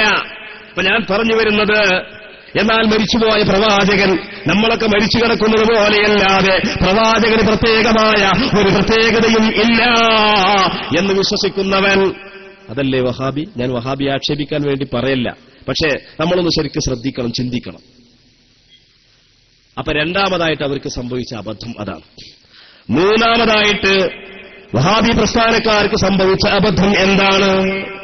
അല്ലാഹുവിന്റെ റസൂൽ സ്വല്ലല്ലാഹു അലൈഹി വസല്ലം 23 കൊല്ലം കൊണ്ട് എന്താ അവിടെ നേടിത്തന്നത്? 1,00,000-ൽ പരം വരുന്ന വിശുദ്ധരായ പരിശുദ്ധാത്മാക്കളായ മാതൃകാ പുരുഷന്മാരായ മുഹാജിറുകളും അൻസാറുകളുമായ സ്വഹാബിമാരെ ഈ ഉമ്മത്തിന് വേണ്ടി വാർത്തെടുത്തു അല്ലേ? എന്നാൽ നേരത്തെ ഉസ്താദ് പ്രസംഗിച്ചില്ലേ? ഉസ്താദുമാര് നേരത്തെ പ്രസംഗിച്ചപ്പോൾ പറഞ്ഞില്ലേ? ആ സ്വഹാബത്തിനെ ചീത്ത പറയുന്നവരാണ് അജ്ഹലുന്നാസ്, അല്ലെങ്കിൽ അജ്ഹലുൽ മുസ്ലിമീൻ. മുസ്ലിമീങ്ങളിൽ ഏറ്റവും വലിയ വിഡ്ഢി എന്ന് പറഞ്ഞില്ലേ? ഇത് വഹാബി പ്രസ്ഥാനത്തിന്റെ ആൾക്കാർ നടത്തിയിട്ടില്ലേ? ഉണ്ട്. ഇത് അത്തവസ്സുൽ എന്നൊരു പുസ്തകമാണ്. ഈ പുസ്തകം KP മുഹമ്മദ് ബിൻ അഹമ്മദ് എന്ന് പറയുന്ന ഒരു മനുഷ്യൻ എഴുതിയതാണ്. അദ്ദേഹം മരിച്ചുപോയിട്ടുണ്ട്. ഈ പുസ്തകത്തിന്റെ ഇതിന്റെ 90-ാമത്തെ പേജിലും 77-ാമത്തെ പേജിലും എന്താണ് പറയുന്നത്? നിങ്ങൾ നോക്കൂ സഹോദരങ്ങളെ. ഇതിന്റെ 90-ാമത്തെ പേജിലും 77-ാമത്തെ പേജിലും പറയാണ്, ഏതെങ്കിലും സഹാബിയുടെ മാത്രം പ്രവൃത്തിയോ അഭിപ്രായമോ ഇസ്ലാമിൽ തെളിവായി സ്വീകരിക്കപ്പെടുകയില്ല. എന്താ പറഞ്ഞത്? സഹാബത്തിനെ അംഗീകരിക്കാൻ പറ്റൂല. ഇത് ഒരു പുസ്തകത്തിൽ മാത്രമല്ല എഴുതിയിട്ടുള്ളത്, വേറൊരു പുസ്തകത്തിലും അവർ എഴുതിയിട്ടുണ്ട്. ഒരുപാട് പുസ്തകങ്ങൾ അവർ എഴുതിയിട്ടുണ്ട്. ആ കൂട്ടത്തിൽ എനിക്ക് പിരിവുണ്ടോ? എന്റെ പ്രിയപ്പെട്ട സുഹൃത്തുക്കളെ, പിന്നെ ബക്കറ്റ് പിരിവ് വരുന്നുണ്ട്. നിങ്ങളെല്ലാവരും നല്ലൊരു സംഖ്യ ഇട്ടുകൊടുക്കണമെന്ന് പ്രത്യേകമായി ഉണർത്തുകയാണ്. അല്ലാഹു തആല വലിയ പ്രതിഫലം പ്രദാനം ചെയ്യുമാറാവട്ടെ. ഇതാ മുജാഹിദ് പ്രസ്ഥാനത്തിലെ ഭിന്നിപ്പ് കാരണങ്ങളും വസ്തുതകളും എന്ന ഈ പുസ്തകത്തിന്റെ, ഇതൊക്കെ മുജാഹിദുകളുടെ പുസ്തകം. ഈ പുസ്തകത്തിന്റെ 12-ാമത്തെ പേജിൽ പറയാം. എന്താ പറയുന്നത് കണ്ടോ? ഏതെങ്കിലും സഹാബികളുടെ വാക്കും പ്രവൃത്തിയും മതത്തിൽ പ്രമാണമല്ലെന്ന് മുജാഹിദ് പ്രസ്ഥാനം ഇക്കാലം വരെ ആവർത്തിച്ച് പ്രഖ്യാപിച്ചിട്ടുള്ള കാര്യമാണ്. അപ്പൊ സ്വഹാബത്തിനെ അംഗീകരിക്കാൻ പാടില്ല. സഹാബത്തിനെ അവരുടെ വാക്കോ അവരുടെ നിർദ്ദേശങ്ങളോ അവരുടെ പ്രവർത്തനങ്ങളോ ദീനിൽ മാനദണ്ഡമല്ല. ഈ രൂപത്തിൽ അല്ലാഹുവിന്റെ റസൂലിന്റെ പരിശുദ്ധാത്മാക്കളായ സഹാബിമാരെ ദീനിൽ മാതൃകാ പുരുഷന്മാരായി കാണാത്തവരാണ് എന്റെ പ്രിയപ്പെട്ട സഹോദരങ്ങളെ മുജാഹിദിന്റെ ആളുകൾ. ഇത് അവരുടെ മൂന്നാമതായിട്ടുള്ളൊരു അബദ്ധമാണ്. ഇനി നാലാമതായിട്ട് എന്റെ പ്രിയപ്പെട്ട സഹോദരങ്ങളെ, നമ്മുടെ മദ്രസ പാഠപുസ്തകങ്ങളിലെല്ലാം നമ്മൾ പഠിച്ച ഒരു ആശയം ഉണ്ട്. ഖിയാമത്ത് നാൾ ഇവിടെ വരുമ്പോൾ, ഖിയാമത്ത് നാളിന്റെ മുന്നോടിയായി ഒരുപാട് അടയാളങ്ങളുണ്ടാകും. ആ അടയാളങ്ങളുടെ കൂട്ടത്തിൽപ്പെട്ടതാണ് ദജ്ജാലിന്റെ കടന്നുവരവ്, ദജ്ജാലിന്റെ പുറപ്പാട്. ആ അടയാളങ്ങളുടെ കൂട്ടത്തിൽപ്പെട്ടതാണ് മഹ്ദി റളിയല്ലാഹു അൻഹുവിന്റെ കടന്നുവരവ്.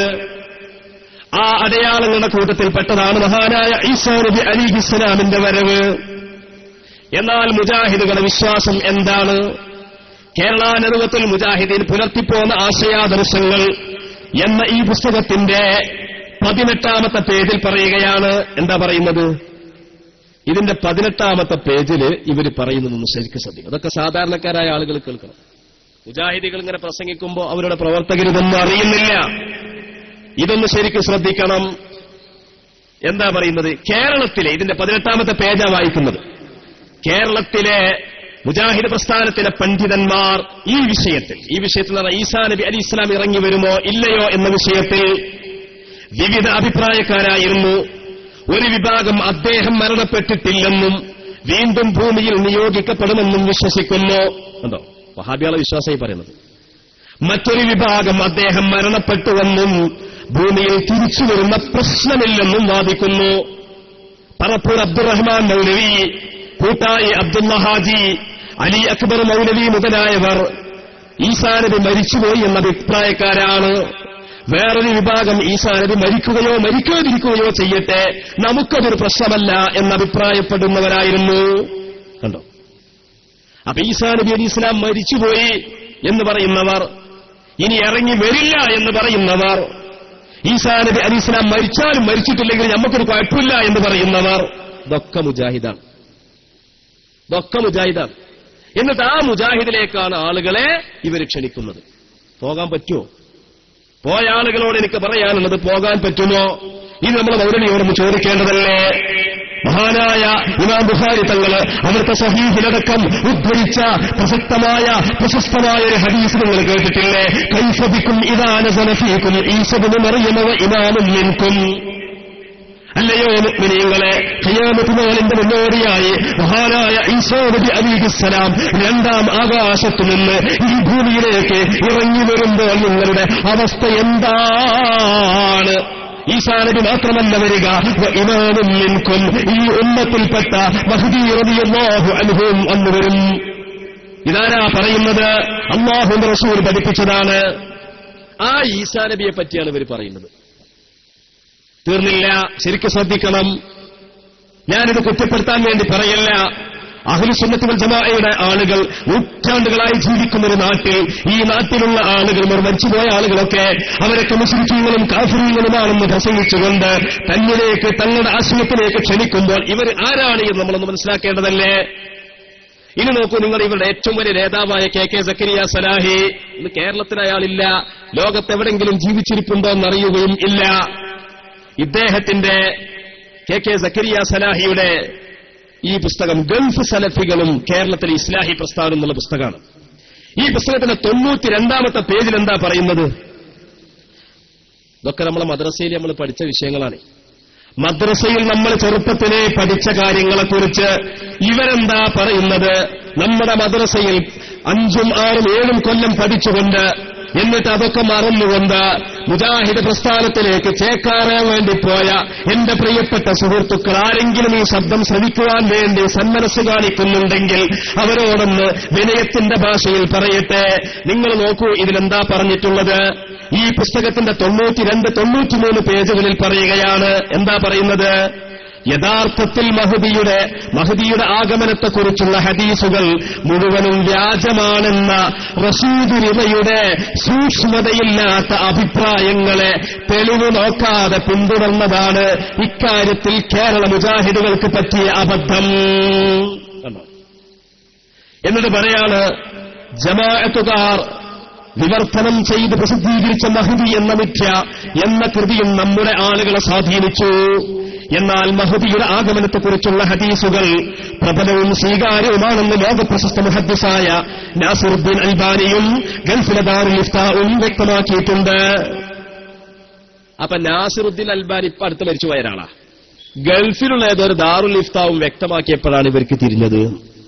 അപ്പൊ ഇത്രയും കാലം, പതിറ്റാണ്ടുകളായിട്ട് മുജാഹിദ് പ്രസ്ഥാനം അവരുടെ അനുയായികൾക്കിടയിൽ മഹാനായ മഹ്ദി റളിയല്ലാഹു അൻഹുവിന്റെ കടന്നുവരവിനെ ഖിയാമത്ത് നാളിന്റെ അടയാളമായിട്ട് അല്ലാഹുവിന്റെ റസൂൽ പഠിപ്പിച്ചു തന്ന മഹ്ദി റളിയല്ലാഹു അൻഹുവിന്റെ ആ അടയാളത്തെ തള്ളിപ്പറഞ്ഞുകൊണ്ടാണ് ജനങ്ങൾക്ക് പഠിപ്പിച്ചത്. അല്ലേ? ഇത് നമ്മളൊന്ന് ചോദിക്കണം. അല്ല മൗലവി, നമ്മുടെ മുജാഹിദുകൾ മഹ്ദി റളിയല്ലാഹു അൻഹുവിനെ കുറിച്ച് എന്താ പഠിപ്പിക്കുന്നത്? നമ്മുടെ മുജാഹിദുകൾ ഈസാ നബി അലൈഹിസ്സലാമിനെ കുറിച്ച് എന്താ പഠിപ്പിച്ചത്? ചോദിക്കേണ്ടതല്ലേ? ശരിക്ക് ചിന്തിക്കേണ്ടതല്ലേ? എന്റെ പ്രവർത്തകന്മാർ, എന്റെ മുജാഹിദിന്റെ സുഹൃത്തുക്കളോട് എനിക്ക് ചോദിക്കാനുള്ളത്. ഇനി അവർക്ക് എവിടെയാ പിഴവ് സംഭവിച്ചത്? ഇനി അവർക്ക് പിഴവ് സംഭവിച്ചത് മുസ്ലിമീങ്ങളെ കാഫിറാക്കുക എന്നുള്ള വിഷയത്തിലാണ്. മുസ്ലിമീങ്ങളെ കാഫിറാക്കുക എന്ന വിഷയത്തിലാണ്. നിങ്ങൾ നോക്കൂ സഹോദരങ്ങളെ, അവർ പറയുന്നു മറഞ്ഞ മാർഗത്തിലൂടെയുള്ള സഹായത്തേട്ടം അത് ശിർക്കും കുഫറുമാകയാൽ ഇവിടെ മങ്കൂസ് മൗലൂദ് ഓതുന്നവരും കുത്തുബിയത്ത് ചെല്ലുന്നവരൊക്കെ കാഫിരീങ്ങളും മുശ്രിക്കീങ്ങളും ശിർക്കാണ് ചെയ്യുന്നത് അല്ലേ? അപ്പൊ നമ്മളിപ്പോ ആ ഗ്ലാസ്സിൽ ഒരു ഗ്ലാസ് വെള്ളം എടുത്തു, ആ മേശപ്പുറത്ത് കാണുന്ന ആ ഗ്ലാസ് ഒരു ഗ്ലാസ് വെള്ളം എടുത്തിട്ട് ഇതിപ്പോ 1/2 ഗ്ലാസ് വെള്ളമുണ്ട്. ഈ വെള്ളം ഒരാള് ഉദാഹരണത്തിന് വേണ്ടി ഇങ്ങനെ കുടിക്കാണ്. അപ്പൊ വേറൊരാളെ എഴുന്നേറ്റ് പറഞ്ഞു അത് കുടിക്കാൻ പാടില്ല എന്ന് പറഞ്ഞു. എന്താണ് കാരണം? അത് കുടിക്കാൻ പാടില്ല എന്ന് ഖുർആൻ പറഞ്ഞിട്ടുണ്ട് എന്നാണ് അയാളെ വാദം. അപ്പൊ എന്താ ഖുർആൻ എന്താ പറഞ്ഞിട്ടുള്ളത്? ഖുർആൻ പറയുകയാണ് നിങ്ങൾ കല്ല് കുടിക്കരുത് അല്ലേ? കല്ല് കുടിക്കരുത് എന്ന് ഖുർആൻ പറഞ്ഞിട്ടുണ്ട്. അതുകൊണ്ട് ആ ഗ്ലാസ്സിലുള്ള കല്ല് നിങ്ങൾ കുടിക്കാൻ പാടില്ല. ഇത് കള്ളാണോ? അയാൾ ആദ്യം പറഞ്ഞത് ശരിയാ, കല്ല് കുടിക്കരുത് എന്ന് ഖുർആനുണ്ട്, ശരിയാണ്. കല്ല് കുടിക്കാൻ പാടില്ല എന്നുള്ളതും ശരിയാണ്. പക്ഷെ ഈ ഗ്ലാസ് കള്ളല്ലല്ലോ. ഈ ഗ്ലാസ്സിലുള്ളത് കള്ളല്ല, പച്ചവെള്ളമാണ്. പച്ചവെള്ളം കുടിക്കൽ അനുവദനീയമാണ്. പച്ചവെള്ളം നജസല്ല, പച്ചവെള്ളം ഹറാമല്ല, അത് കുടിക്കൽ ഹലാലാണ്. ആ ഹലാലിനെ ഒരാൾ ഹറാമാക്കിയാൽ എന്താണ് അവന്റെ അവസ്ഥ? ഇതേപോലെയാണ് ശിർക്കല്ലാത്ത കാര്യങ്ങൾ, കുഫറല്ലാത്ത കാര്യങ്ങൾ, അല്ലാഹുവിന്റെ ദീൻ ഹലാലാക്കിയ കാര്യങ്ങൾ ഹറാമാക്കുകയാണ് ഇവർ ചെയ്യുന്നത്. ഉദാഹരണം, ഇവരുടെ വാദപ്രകാരം ഒരാൾ മരിച്ചുപോയാൽ, അത് സാധാരണക്കാരനാവട്ടെ അല്ലെങ്കിൽ മഹാന്മാരാവട്ടെ ആരാണെങ്കിലും മരിച്ചുപോയാൽ പിന്നെ അയാളേറ്റ് ഒന്നുമില്ല. അങ്ങോട്ടും ബന്ധമില്ല, ഇങ്ങോട്ടും ബന്ധം ഇല്ല. അല്ലാഹുവിന്റെ റസൂൽ പഠിപ്പിച്ചതെന്താ?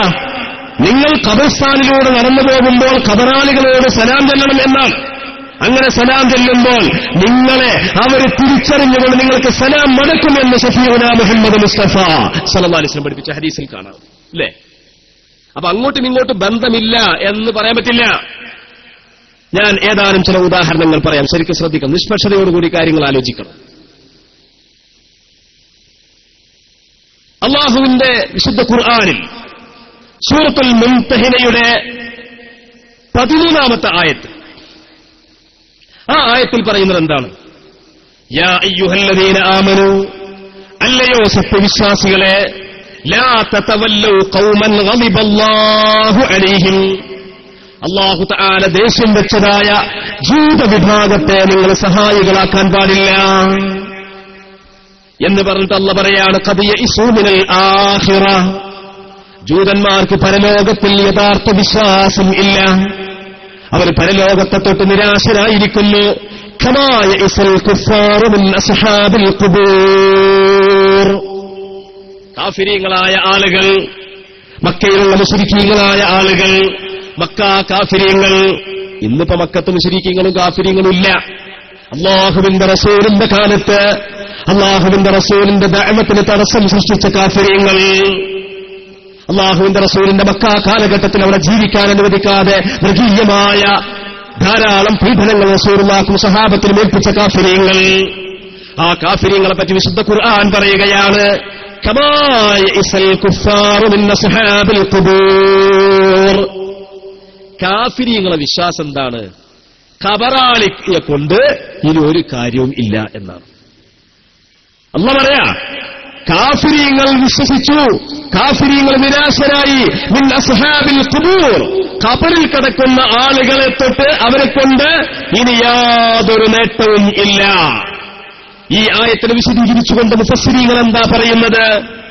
അയ്യുബ്അസു, ഖബറാളികൾ പുനർജീവിപ്പിക്കപ്പെടുമെന്ന് കാഫിരീങ്ങൾക്ക് വിശ്വാസമില്ല. ഔ യുസാബു, ഖബറാളികൾക്ക് പ്രതിഫലം ലഭിക്കപ്പെടുമെന്നും കാഫിരീങ്ങൾക്ക് വിശ്വാസമില്ല. ഔ യനാലുഹും ഖൈറും മിൻഹും, കണ്ടോ? ശരിക്കും ശ്രദ്ധിക്കണം.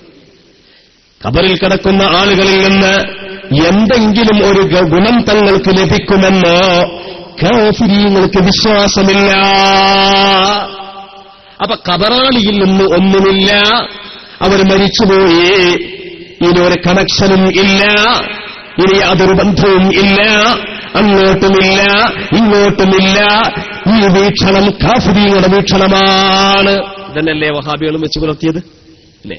അള്ളാഹുവിന്റെ റസൂല് മരിച്ചുപോയി, മരിച്ചതോടുകൂടി തീർന്നു. ഇനി ആ റസൂലുമായിട്ട് ഒരു ബന്ധവും നമുക്കില്ല, റസൂലിന് ഒരു ബന്ധവും ഇങ്ങോട്ടും ഇല്ല. ഇതല്ലേ വഹാബികളുടെ വാദം? അതുകൊണ്ടല്ലേ അവര് ഈ രൂപത്തിൽ സംസാരിച്ചത്. എന്നാൽ അല്ലാഹു തആല വിശുദ്ധ ഖുർആനിന്റെ മുംതഹിനത്ത് സൂറത്തിന്റെ 13-ാമത്തെ ആയത്തിൽ പറഞ്ഞതെന്താ? കമാ യഅസൽ കുഫാറു മിൻ അസ്ഹാബിൽ ഖുബൂർ. ഖബറിൽ കിടക്കുന്ന ആളുകളെ പുനർജീവിപ്പിക്കപ്പെടുമെന്ന് കാഫിറുകൾക്ക് വിശ്വാസമില്ല. ഖബറിൽ കിടക്കുന്ന ആളുകളെ അവർക്ക് പ്രതിഫലം അല്ലെങ്കിൽ അവർക്ക് ശിക്ഷ നൽകപ്പെടുമെന്ന് കാഫിറുകൾക്ക് വിശ്വാസം ഇല്ല.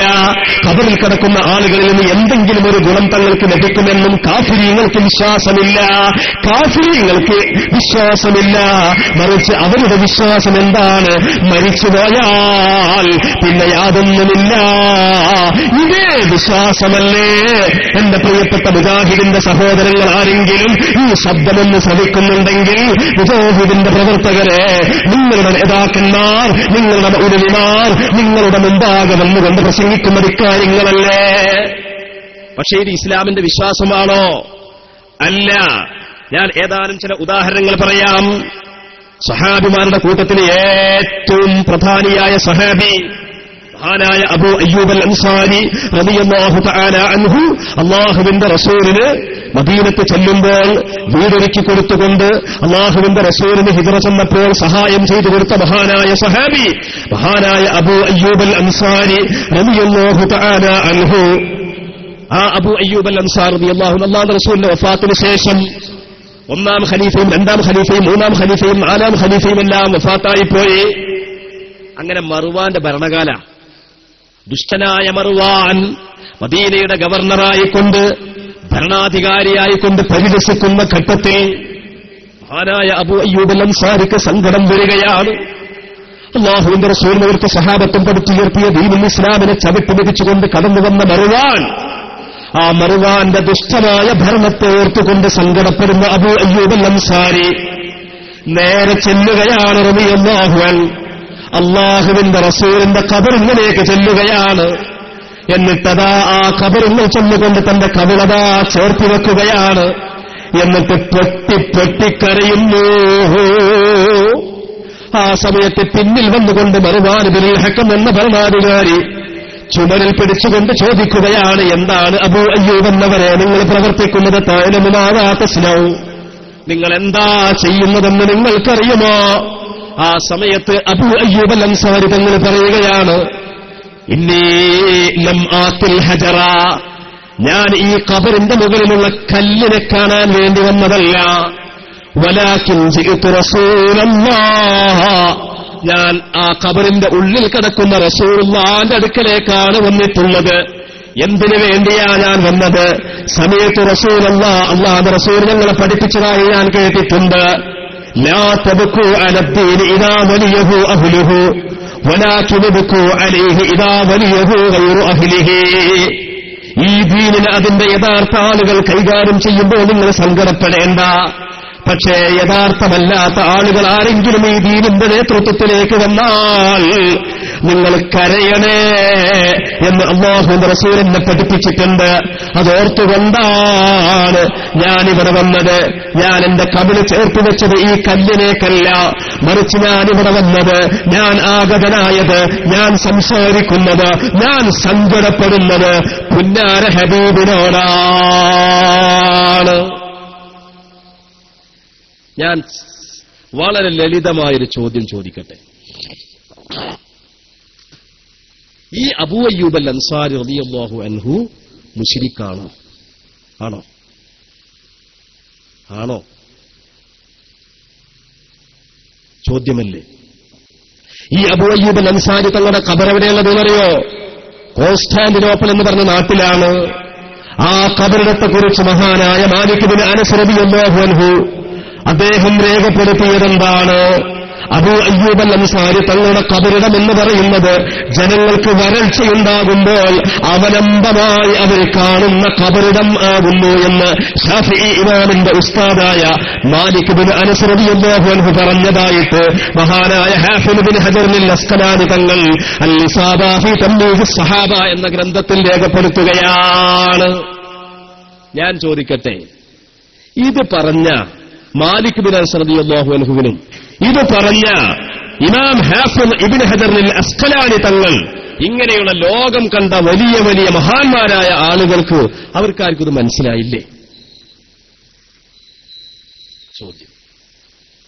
ഇനിയും നിങ്ങൾ നോക്കൂ സഹോദരങ്ങളെ, കാലങ്ങൾ ഇങ്ങനെ മുന്നോട്ട് പോയിക്കൊണ്ടിരിക്കുകയാണ്. ഇനി എത്ര കാലം അവിടെ മുന്നോട്ട് പോകും? ഖിയാമത്ത് നാൾ അടുത്തോ ഇല്ലയോ? ഏതാനും കാലങ്ങൾക്കുള്ളിൽ അന്ത്യനാൾ ഇവിടെ വരുമെന്ന് നമ്മൾ പ്രതീക്ഷിച്ചുകൊണ്ടിരിക്കുന്നില്ലേ? ഉണ്ട്.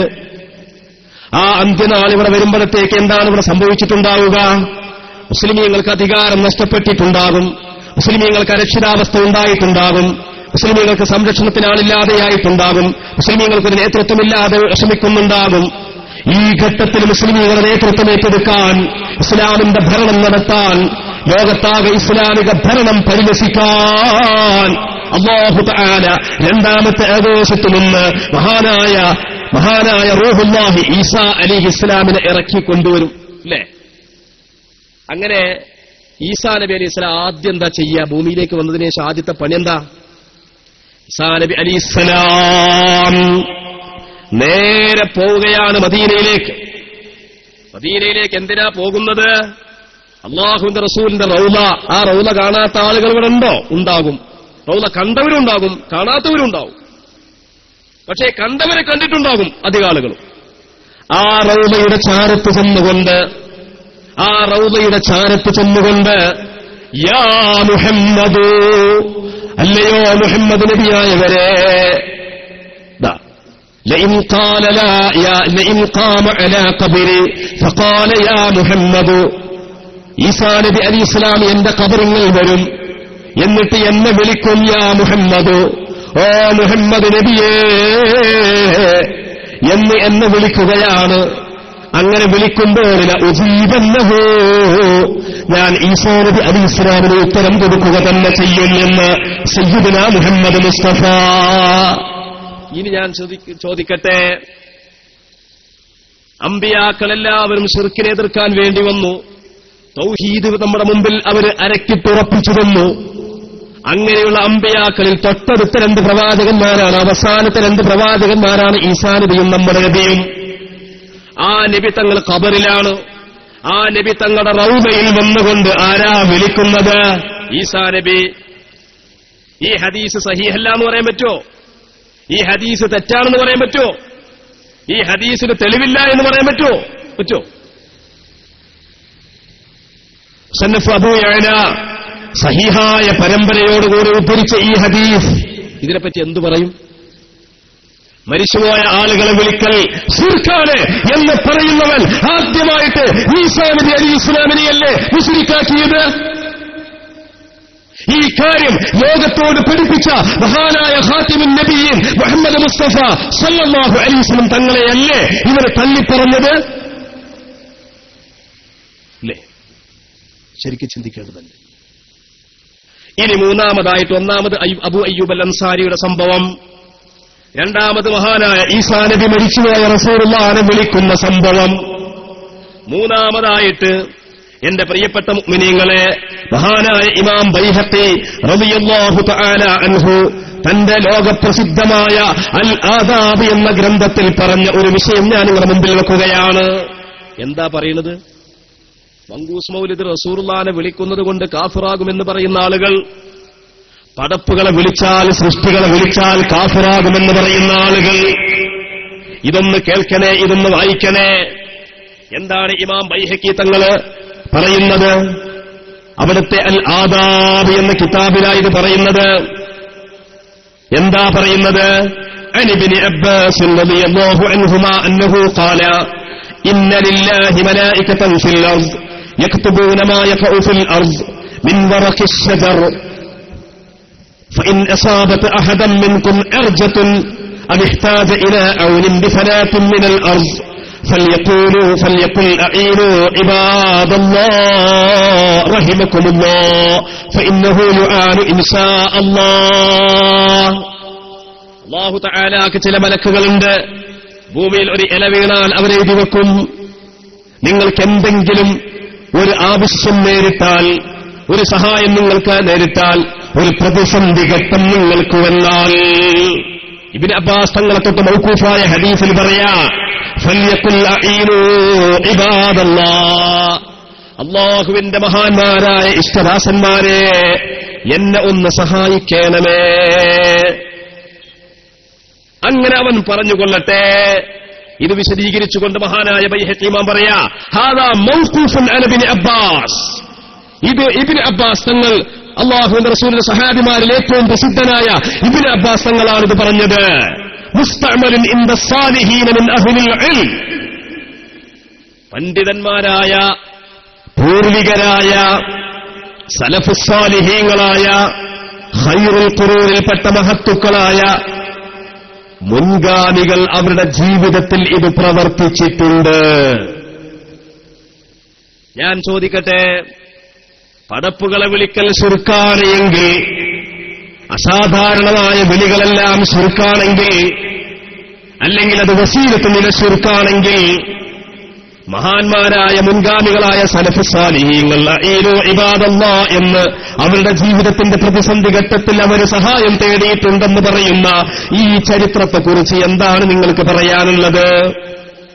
അല്ലേ, ചോദിക്കേണ്ടതല്ലേ? ഇനി നിങ്ങൾ ചിന്തിക്കൂ എന്റെ പ്രിയപ്പെട്ട മുഅ്മിനീങ്ങളെ. അടുത്തതായിട്ട് ഞാൻ ആകെ 3 ഉദാഹരണങ്ങളാണ് പറഞ്ഞത്. അബൂ അയ്യൂബ് അൽ അൻസാരിയുടെ സംഭവം, 2 ഈസാ നബിയുടെ സംഭവം, 3-ാമത്തത് അഈനൂ ഇബാദല്ലാഹ്, അല്ലാഹുവിന്റെ അടിമകളെ എന്നെ സഹായിക്കണേ എന്ന് പറയുന്ന സംഭവം. വേറൊന്നും വിശദീകരണമൊന്നും പറയുന്നില്ല. ഇനി ഇവർക്ക് സംഭവിച്ച വലിയൊരു അബദ്ധം എന്താണെന്ന് വെച്ച് കഴിഞ്ഞാൽ, ഇവർ സ്വന്തമായി ഗവേഷണം നടത്തി എന്നുള്ളതാണ്. മഹാനായ ഇമാം ഷാഫി ഇമാമിനെ പോലത്തെ വലിയ വലിയ ഇമാമിയങ്ങൾ, നേരത്തെ ഉസ്താദ് പറഞ്ഞതുപോലെ ഷാഫി ഇമാമിനെ പോലത്തെ വലിയ ഇമാമിയങ്ങൾ, ആ ഇമാമിയങ്ങൾ അവരെപ്പോലെയുള്ള പണ്ഡിതന്മാരാണ് ഞങ്ങൾ എന്നാണ് ഇവരുടെ ഒരു ചിന്താഗതി, ഇല്ലേ? അതുകൊണ്ടാണ് നമ്മുടെ മദ്രസ പാഠപുസ്തകത്തിൽ തെറ്റുണ്ട് എന്നവർ പറയാൻ കാരണം. അപ്പൊ എന്താ തെറ്റ്? മദ്രസ പാഠപുസ്തകത്തിൽ വലിയ തെറ്റുണ്ടെങ്കിൽ ഈ ഉസ്താദുമാര്, നമ്മുടെ സമസ്തയുടെ ആലിമീങ്ങൾ ഇവിടെ ഇരിക്കുന്നുണ്ട്, അത് ഉണർത്തേണ്ടത് തന്നെയാണ്. നമ്മുടെ മദ്രസ പാഠപുസ്തകത്തിൽ എന്തെങ്കിലും ഒരു തെറ്റുണ്ടെങ്കിൽ മഹാന്മാരായ സമസ്തയുടെ ആലിമീങ്ങളോട് അത് ഉണർത്തണം. എന്നിട്ട് അവർ അതിന്റെ നിജസ്ഥിതി അത് നമുക്ക് പഠിപ്പിച്ചു തരണം. എന്തെങ്കിലും തെറ്റുണ്ടോ? അപ്പൊ തെറ്റുണ്ട് എന്ന് ഈ നാട്ടിൽ വന്നിട്ട് പ്രസംഗിക്കാം. അപ്പൊ നാട്ടുകാരാകപ്പാടെ വിരല് പിടിക്കുമല്ലോ, നമ്മളെ മദ്രസിൽ ഇത്രയും കാലം പഠിപ്പിച്ചതൊക്കെ തെറ്റാണ്. അപ്പൊ എന്താ തെറ്റുണ്ടെന്ന് പറഞ്ഞത്? അപ്പൊ നോക്കുമ്പോ ഇയാള് പറയാണ്, തല തടവേണ്ടടുത്ത് നമ്മളെ മദ്രസിലുള്ളത് അല്പം തടഞ്ഞാ മതി എന്നാണ്, അത് തെറ്റാണ്. അല്ലേ? എന്താ മസല? എന്താണ് മസല? തല അല്പം തടവലാണ് ഫർള്. ഒരാൾ വുളു ശരിയാവാൻ, അങ്ങനെ വുളു ശരിയായിക്കൊണ്ട് നിസ്കാരം ശരിയാവാൻ, നിസ്കാരം സഹീഹാവാൻ തല അല്പം തടഞ്ഞാൽ മതി. അതേസമയത്ത് തല മുഴുവൻ തടവലോ, തല പിറകോട്ടും മുന്നോട്ടും മുഴുവനായിട്ട് തടവലോ, അത് സുന്നത്തുമാണ് എന്നാണ് നമ്മുടെ മദ്രസ പാഠപുസ്തകത്തിൽ ഉള്ളത്. ഇതിലെവിടെ കുഴപ്പമുള്ളത്? ഇതിൽ വല്ല തെറ്റുണ്ടോ? അല്ലാഹു തആല സൂറത്തുൽ മാഇദയിൽ ഇക്കാര്യം വിശദീകരിച്ചിട്ടുണ്ട്. അല്ലാഹു തആല സൂറത്തുൽ മാഇദയിൽ പറയുകയാണ്, യാ അയ്യുഹല്ലദീന ആമനൂ ഇദാ ഖുംതും ഇലസ്സലാത്തി ഫഗ്സിലൂ വുജൂഹക്കും വഅയ്ദിയക്കും ഇലൽ മറാഫിഖി വംസഹൂ ബിറുഊസിക്കും. ശരിക്കും ശ്രദ്ധിക്കണം. മുജാഹിദിന്റെ ആളുകൾ ആരെങ്കിലും ഉണ്ടോ ഇവിടെ? വല്ല പ്രവർത്തകരുണ്ടോ? സ്നേഹത്തിന്റെ ഭാഷയിലാണ് ഞാൻ പറഞ്ഞത്. അല്ലാഹ് എന്താണ് ഈ വിഷയത്തിൽ പറഞ്ഞത്? അല്ലേ? ഈ പ്രസംഗം കേട്ടതിന് ശേഷം അതിന്റെ ഓഡിയോ കുറച്ചു നേരം കേട്ടു ഞാൻ. അപ്പൊ അത് കേട്ടതിന് ശേഷം എന്താണ്, നമുക്ക് നിഷ്പക്ഷമായിട്ട് കാര്യങ്ങൾ മനസ്സിലാക്കണമല്ലോ. ഈ വിഷയത്തിൽ എന്താണ് വിശുദ്ധ ഖുർആനിലുള്ളത് എന്നൊന്ന് പരിശോധിച്ചു നോക്കി. അപ്പൊ സൂറത്തുൽ അറാഫിൽ, സൂറത്തുൽ മാഇദയുടെ 6-ാമത്തെ സൂറത്തിൽ ആയത്തിൽ അല്ലാഹു തആല ഇത് വിശദീകരിക്കുന്നത് എങ്ങനെയാണ് വുദൂണ്ടാക്കേണ്ടത്. അല്ലാഹു തആല വുദൂഇന്റെ എല്ലാ റുക്നുകളും വിശദീകരിക്കാം. അല്ലാഹു തആല നിസ്കാരത്തിന്റെ റുക്നുകളൊന്നും വിശദീകരിച്ചിട്ടില്ല. നോമ്പ് എങ്ങനെ നോൽക്കണം അല്ലാഹു വിശദീകരിക്കുന്നില്ല. ഹജ്ജ് എങ്ങനെ ചെയ്യണമെന്ന് വിശദമായി അല്ലാഹു പറയുന്നില്ല. സകാത്ത് എങ്ങനെ കൊടുക്കണമെന്ന് വിശദമായി അല്ലാഹു പറയുന്നില്ല. പക്ഷെ വുദു എങ്ങനെ ചെയ്യണമെന്ന് വിശദമായി അള്ളാഹു പറയണം. എന്താണ് ഇതിന്റെ രഹസ്യം? അള്ളാഹു ആയാലും വുദുവിനെ സംബന്ധിച്ച് അള്ളാഹു തആല വിശദീകരിച്ചു പറയുന്നു. എന്നാൽ നിസ്കാരം തക്ബീറത്തുൽ ഇഹ്റാം മുതൽ സലാം വീട്ടുന്നത് വരേക്കുള്ള എല്ലാ കർമ്മങ്ങളും അല്ല പറയുന്നില്ല. അത് ഹദീസുകളിലും മഹാന്മാരായ ഇമാമിങ്ങളുടെ കിതാബുകളിലുമാണുള്ളത്. എന്തുകൊണ്ടാണ് അള്ളാഹു വുദൂഇനെ ഇത്രമാത്രം വിശദീകരിച്ചതെന്നും നിസ്കാരത്തെ വിശദീകരിക്കാതെ മൊത്തത്തിൽ പറഞ്ഞു പോയത് എന്തുകൊണ്ടാണെന്നും ചിന്തിക്കേണ്ട കാര്യമാണ്. ഞാൻ അതിലേക്ക് കടക്കുന്നില്ല. അതിൽ അള്ളാഹു പറയാ, യാ അയ്യുഹല്ലദീന ആമനൂ, അല്ലയോ മുഅ്മിനീങ്ങളെ, ഇദാ ഖുംതും ഇലസ്സലാ, നിങ്ങൾ നിസ്കരിക്കുവാൻ വേണ്ടി പുറപ്പെട്ടാൽ, ഫഗ്സുലൂ വുജൂഹക്കും, നിങ്ങൾ നിങ്ങളുടെ മുഖങ്ങൾ കഴുകണം, വഅയ്ദിയകും ഇലൽ മറാഫിഖി, മുട്ടുവരെ നിങ്ങളുടെ കൈകൾ കഴുകണം, വംസഹൂ ബിറുഊസിക്കും, നിങ്ങളുടെ തലയിൽ നിന്ന് അല്പം തടവണം. വംസഹു റുഊസക്കും എന്നല്ല പറഞ്ഞത്. അറബി ഭാഷ അറിയുന്ന ആളുകൾക്കറിയാം, വംസഹു റുഊസക്കും എന്ന് പറയാതെ അല്ലാഹു തആല വംസഹു ബിറുഊസിക്കും എന്ന് പറയുമ്പോൾ, മസഹത്തു അൽ മിന്ദീല, ഞാൻ തൂവാലയെ തടഞ്ഞു എന്നുള്ളതും, മസഹത്തു ബിൽ മിന്ദീലെ, ഞാൻ തൂവാലയിൽ ഒരൽപ്പം തടഞ്ഞു എന്നുള്ളതും തമ്മില് അറബി ഭാഷ അറിയുന്ന ആളുകൾക്കറിയാം രണ്ടിന്റെയും അർത്ഥം. എന്നതുപോലെ വംസഹു റുഊസക്കും എന്നല്ല പറഞ്ഞത്, നിങ്ങളെ തല മുഴുവനും തടവുക എന്നല്ല പറഞ്ഞത്. വംസഹു ബിറുഊസിക്കും, നിങ്ങളുടെ തലയിൽ നിന്ന് അല്പത്തെ തടവുക. അല്ലേ? അള്ളാഹു നമ്മളെ പഠിപ്പിച്ചതാ. എന്നിട്ട് അള്ളാഹുവിന്റെ റസൂൽ എങ്ങനെയാ അത് ചെയ്തത്? അള്ളാഹുവിന്റെ റസൂല് തല മുഴുവനും തടവിയതായിട്ട് ഹദീസുകളിൽ കാണാം. എന്നാൽ ഇമാം മുസ്ലിം റിപ്പോർട്ട് ചെയ്ത മറ്റൊരു ഹദീസിൽ കാണാം, ഫമസഹ അലാ മുഖദ്ദമി റഅസിഹി, അല്ലാഹുവിന്റെ റസൂല് അവിടുത്തെ തലയുടെ മുൻഭാഗം തടഞ്ഞു എന്ന് കാണാം. ഫമസഹ അലാ നാസിയതിഹി, അല്ലാഹുവിന്റെ റസൂല് അവിടുത്തെ തലവിന്റെ മൂർധാവിനെ തടഞ്ഞു എന്നുമൊക്കെ കാണാം. അപ്പൊ തലയിൽ നിന്ന് അല്പം തടവലാണ് നിർബന്ധമായത്. തല അതിന്റെ അപ്പുറത്തേക്ക് തല മുഴുവനായിട്ട് അങ്ങോട്ടും ഇങ്ങോട്ടും തടവുക എന്നുള്ളതും, അത് 3 തവണയാവുക എന്നുള്ളതും അത് സുന്നത്താണ്. അത് കൂലി കിട്ടുന്ന കാര്യമാണ്. അത് പ്രതിഫലാർഹമായ വിഷയമാണ്. ഇതല്ലേ നമ്മുടെ മദ്രസ പാഠപുസ്തകത്തിലുള്ളത്? ആ നിലക്ക് തന്നെയല്ലേ നമ്മളെല്ലാവരും അമൽ ചെയ്യുന്നത്? അവിടെ തല അല്പം തടഞ്ഞാൽ വുദൂ ശരിയായി. പക്ഷേ അവർക്ക് പൂർണ്ണമായ അമലിന്റെ കൂലി കിട്ടണം എന്നുണ്ടെങ്കിൽ തല മുഴുവനും തടവേണ്ടതുണ്ട്. തല അങ്ങോട്ടും തടവണം, അവിടുന്ന് ഇങ്ങോട്ടും തടവണം. ഇതല്ലേ മസല? അല്ലേ? തല അങ്ങോട്ട്, മുടിയുള്ള ആളുകൾ തല അങ്ങോട്ട് തടവുമ്പോൾ മുടിയുടെ ഒരു ഭാഗം മുഴുവൻ വെള്ളമെത്തി. പിന്നീട് അവിടുന്ന് ഇങ്ങോട്ട് തടവുമ്പോൾ ആ മുടിയുടെ ഉൾഭാഗത്തേക്കും വെള്ളമെത്തി. അങ്ങനെ മുഴുവനും തല തടവുക എന്നുള്ളത് സുന്നത്താണ്. ഇതല്ലേ നമ്മുടെ മദ്രസ പാഠപുസ്തകത്തിൽ അന്നും ഇന്നും എന്നും പഠിപ്പിച്ചത്? ഇതിനെപ്പറ്റിയല്ലേ ഇത് തെറ്റാണ് എന്ന് ഇയാൾ പറഞ്ഞത്? ഇയാൾ ഖുർആൻ പഠിച്ചിട്ടുണ്ടോ? ഇയാൾ ഹദീസ് പഠിച്ചിട്ടുണ്ടോ? ഇയാൾ പ്രാമാണിക ഗ്രന്ഥങ്ങൾ പഠിച്ചിട്ടുണ്ടോ? ചോദിക്കേണ്ടതല്ലേ? എന്നിട്ട് ഇത്രയും കാലം ആളുകൾ അമൽ ചെയ്തു പോരുന്ന ഒരു അമലിനെ പച്ചയായി നടുവോട്ടിലിട്ടുകൊണ്ട് കുറ്റം പറയുമ്പോൾ ഇത് പടച്ചോൻ കേൾക്കുന്നുണ്ട് എന്ന് ആലോചിക്കേണ്ടതല്ലേ? ഇത് പടപ്പുകൾ കേൾക്കുന്നുണ്ടെന്ന് ആലോചിക്കേണ്ടതല്ലേ? ഇത് റക്കീബ് അതീദ് എന്നീ മലക്കുകൾ എഴുതി വെക്കുന്നുണ്ട് എന്ന് ആലോചിക്കേണ്ടതല്ലേ? അല്ലേ? എത്ര ഗൗരവപ്പെട്ട വിഷയമാണിത്! എത്രമാത്രം ഗൗരവപ്പെട്ട വിഷയം! മാത്രമല്ല, ഇനിയിപ്പോ അവരുടെ പാഠപുസ്തകം ഒന്ന് മറിച്ചു നോക്കുക. കണ്ടോ? ഇത് അവരുടെ പാഠപുസ്തക മുജാഹിദിന്റെ അൽ അമലിയാത്ത് എന്ന ഈ പാഠപുസ്തകം, ഈ പാഠപുസ്തകത്തിന്റെ ഇതിന്റെ 6ാമത്തെ പേജിൽ പറയുകയാണ്,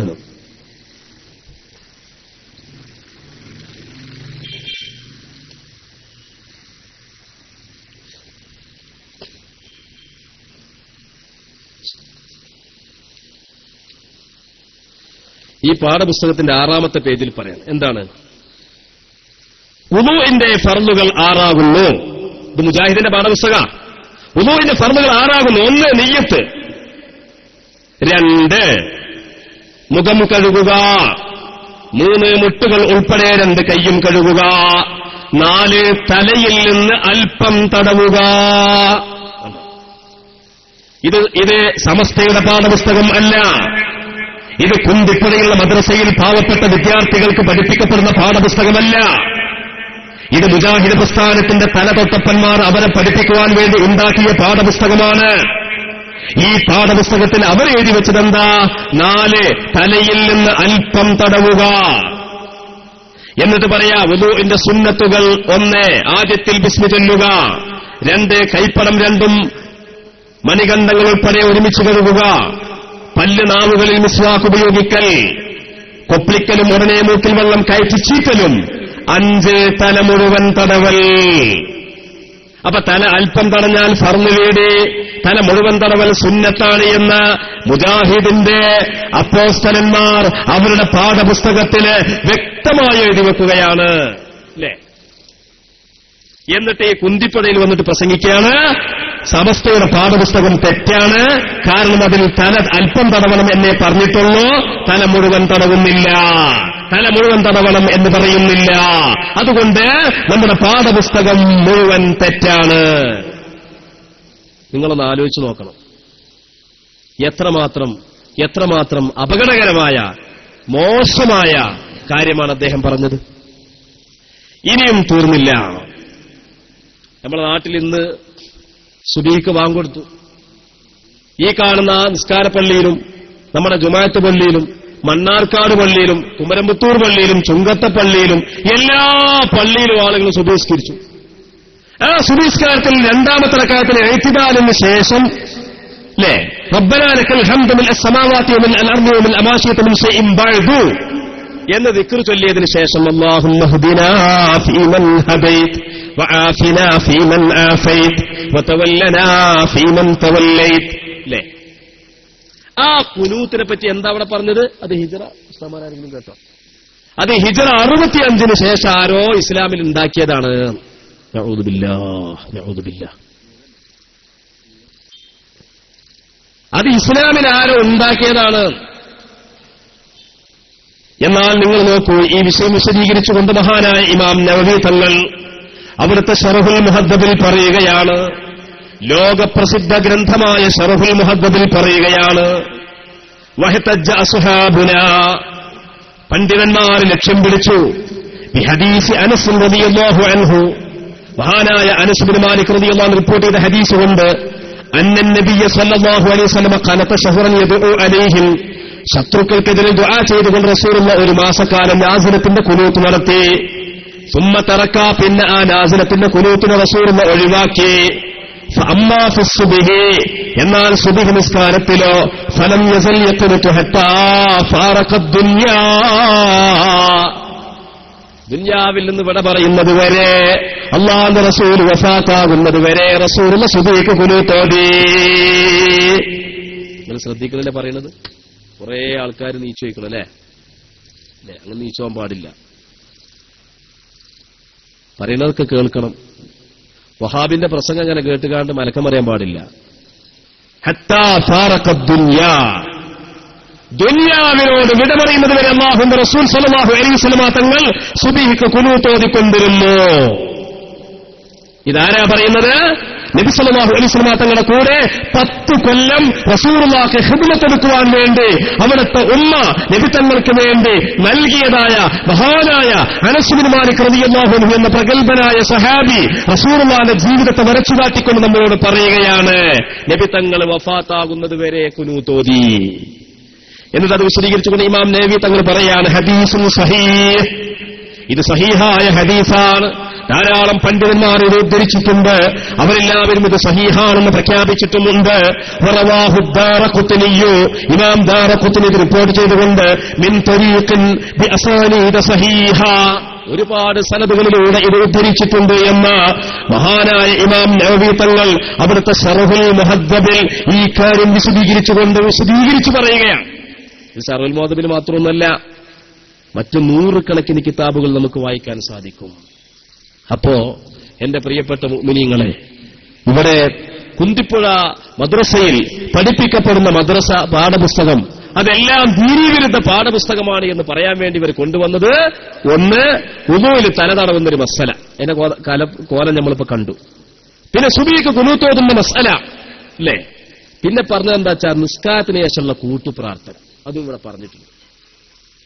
നിസ്കാരത്തിന് ശേഷം കൂട്ടുപ്രാർത്ഥന നമ്മുടെ പള്ളിക്ക് നടത്തുന്നുണ്ട്, അത് തെറ്റാണ് അല്ലേ. കഴിഞ്ഞ ഒരു 2 മാസം മുമ്പ് കൊണ്ടോട്ടിക്കടുത്തുള്ള നമ്പോലംകുന്ന് എന്ന് പറഞ്ഞ സ്ഥലത്ത് ഇതുപോലെ പ്രസംഗിക്കാം. പ്രസംഗത്തിനിടയിൽ ഒരു ചെറുപ്പക്കാരൻ കയറി വന്നൊരു ചോദ്യം ചോദിച്ചു. എന്താ ചോദ്യം? ഉസ്താദെ, നിസ്കാരത്തിന് ശേഷം കൂട്ടുപ്രാർത്ഥന നടത്താമോ എന്നാണ് ചോദിച്ചത്. നിസ്കാരത്തിന് ശേഷമുള്ള കൂട്ടുപ്രാർത്ഥന എന്ന് പറഞ്ഞാൽ ഇമാമ് ദ്വാർക്കുന്നു, മൗമൂമികൾ ആമീൻ പറഞ്ഞിട്ട് ആ ദ്വയിൽ കൂടുന്നു, അതാണ് കൂട്ടുപ്രാർത്ഥന. അങ്ങനെ പറ്റുമോ എന്ന് ചോദിച്ചു. ഞാൻ പറഞ്ഞു പറ്റും. അപ്പൊ അയാളെ രണ്ടാമത്തെ ചോദ്യം, നബി സല്ലല്ലാഹു അലൈഹി വസല്ലമ തങ്ങൾ അവിടുത്തെ ഏതെങ്കിലും ഒരു നിസ്കാരത്തിന് ശേഷം നബിയും സഹാബത്തും ഇങ്ങനെ കൂട്ടുപ്രാർത്ഥന നടത്തിയിട്ടുണ്ടോ എന്ന് ചോദിച്ചു. അപ്പൊ ഞാൻ അയാളോട് തിരിച്ചു ചോദിച്ചു. ശരിക്കും ശ്രദ്ധിക്കണം, എന്റെ മുസ്ലിമുകൾ ശരിക്കും ശ്രദ്ധിക്കണം കേട്ടോ, ചെറുപ്പക്കാർ നന്നായി ശ്രദ്ധിക്കണം. ഞാൻ അയാളോട് തിരിച്ചു ചോദിച്ചു, നിസ്കാരത്തിന് ശേഷം ദുആർക്കാൻ പറ്റുമോ എന്ന് ചോദിച്ചു. ആ പറ്റും എന്ന് പറഞ്ഞു.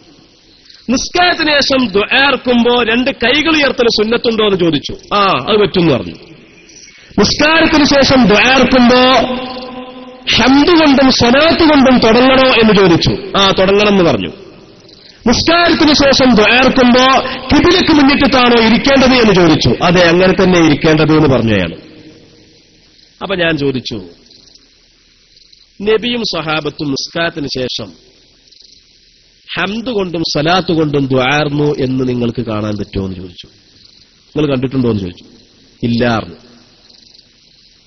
നബിയും സഹാബത്തും നിസ്കാരത്തിന് ശേഷം ദുആർന്നപ്പോ കൈകൾ ഉയർത്തിയിട്ടുണ്ട് എന്ന് നിങ്ങൾ കണ്ടിട്ടുണ്ടോ എന്ന് ചോദിച്ചു.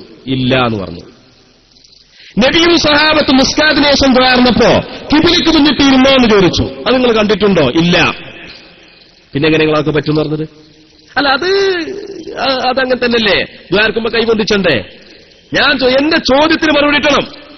നബിയും സഹാബത്തും നിസ്കാരത്തിന് ശേഷം ദ്വാർന്നത്, നബിയോ സഹാബത്തോ നിസ്കാരത്തിന് ശേഷം ദ്വാർന്നത് കൈ ഉയർത്തിയിട്ടുണ്ടോ?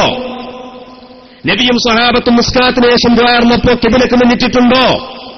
നബിയും സഹാബത്തും നിസ്കാരത്തിന് ശേഷം ദ്വാർന്നപ്പോ ഹംദ് കൊണ്ട് തുടങ്ങിയിട്ടുണ്ടോ? നബിയും സഹാബത്തും നിസ്കാരത്തിന് ശേഷം ദ്വാർന്നപ്പോ സലാത്ത് കൊണ്ട് തുടങ്ങിയിട്ടുണ്ടോ? നബിയും സഹാബത്തും നിസ്കാരത്തിന് ശേഷം ദുആ ചെയ്തപ്പോൾ ദുആ കഴിഞ്ഞപ്പോ മുഖം തടവിയിട്ടുണ്ടോ? ഇങ്ങോട്ട് ഒരു ചോദ്യം ചോദിച്ചപ്പോ ഞാൻ അങ്ങോട്ടൊരു 10 ചോദ്യം ചോദിച്ചു. അപ്പൊ ആ സഹോദരനൊരു മറുപടിയില്ല. ഇതേ അവസ്ഥയാണ് നമ്മുടെ നാട്ടിലുള്ള മുജാഹിദുകൾക്കുള്ളത്. മുജാഹിദിന്റെ സുഹൃത്തുക്കളോട് എനിക്ക് പറയാനുള്ളത്, നിങ്ങളുടെ ഈ ചോദ്യത്തിന് ഞങ്ങൾക്കൊരു 10 ചോദ്യം തിരിച്ചു ചോദിക്കാനുണ്ട്. ആ ചോദ്യം നിങ്ങൾ മൗലവിമാരെ വിളിച്ച് ചോദിക്കണം. നബിയും സഹാബത്തും നിസ്കാരത്തിന് ശേഷം ഹംദ് കൊണ്ട് ദുആ തുടങ്ങിയോ? സ്വലാത്ത് കൊണ്ട് ദുആ തുടങ്ങിയോ? അവർ കൈകൾ ഉയർത്തിയോ? അതുപോലെ തന്നെ നിസ്കാരത്തിന് ശേഷം ദുആർന്നതിന് ശേഷം അവർ മുഖം തടവിയോ? എന്താ മുജാഹിദുകൾ മറുപടി പറയാം? ആ മറുപടിയുടെ അതേ മറുപടി തന്നെയാണ് ഈ വിഷയത്തിനും ഉള്ളത്. അല്ലാഹുവിന്റെ റസൂൽ പഠിപ്പിക്കുകയാണ്. ഇമാം ഹാക്കിം റിപ്പോർട്ട് ചെയ്ത ഹദീസിൽ കാണാം, ഒരു സംഘം ആളുകൾ ഒരു സ്ഥലത്ത് ഒരുമിച്ചുകൂടി. എന്നിട്ട് അതിൽ നിന്ന് ഒരാൾ ദുആ ചെയ്തുകൊണ്ട് ബാക്കിയുള്ളവർ ആമീൻ പറയുകയാണെങ്കിൽ അല്ലാഹു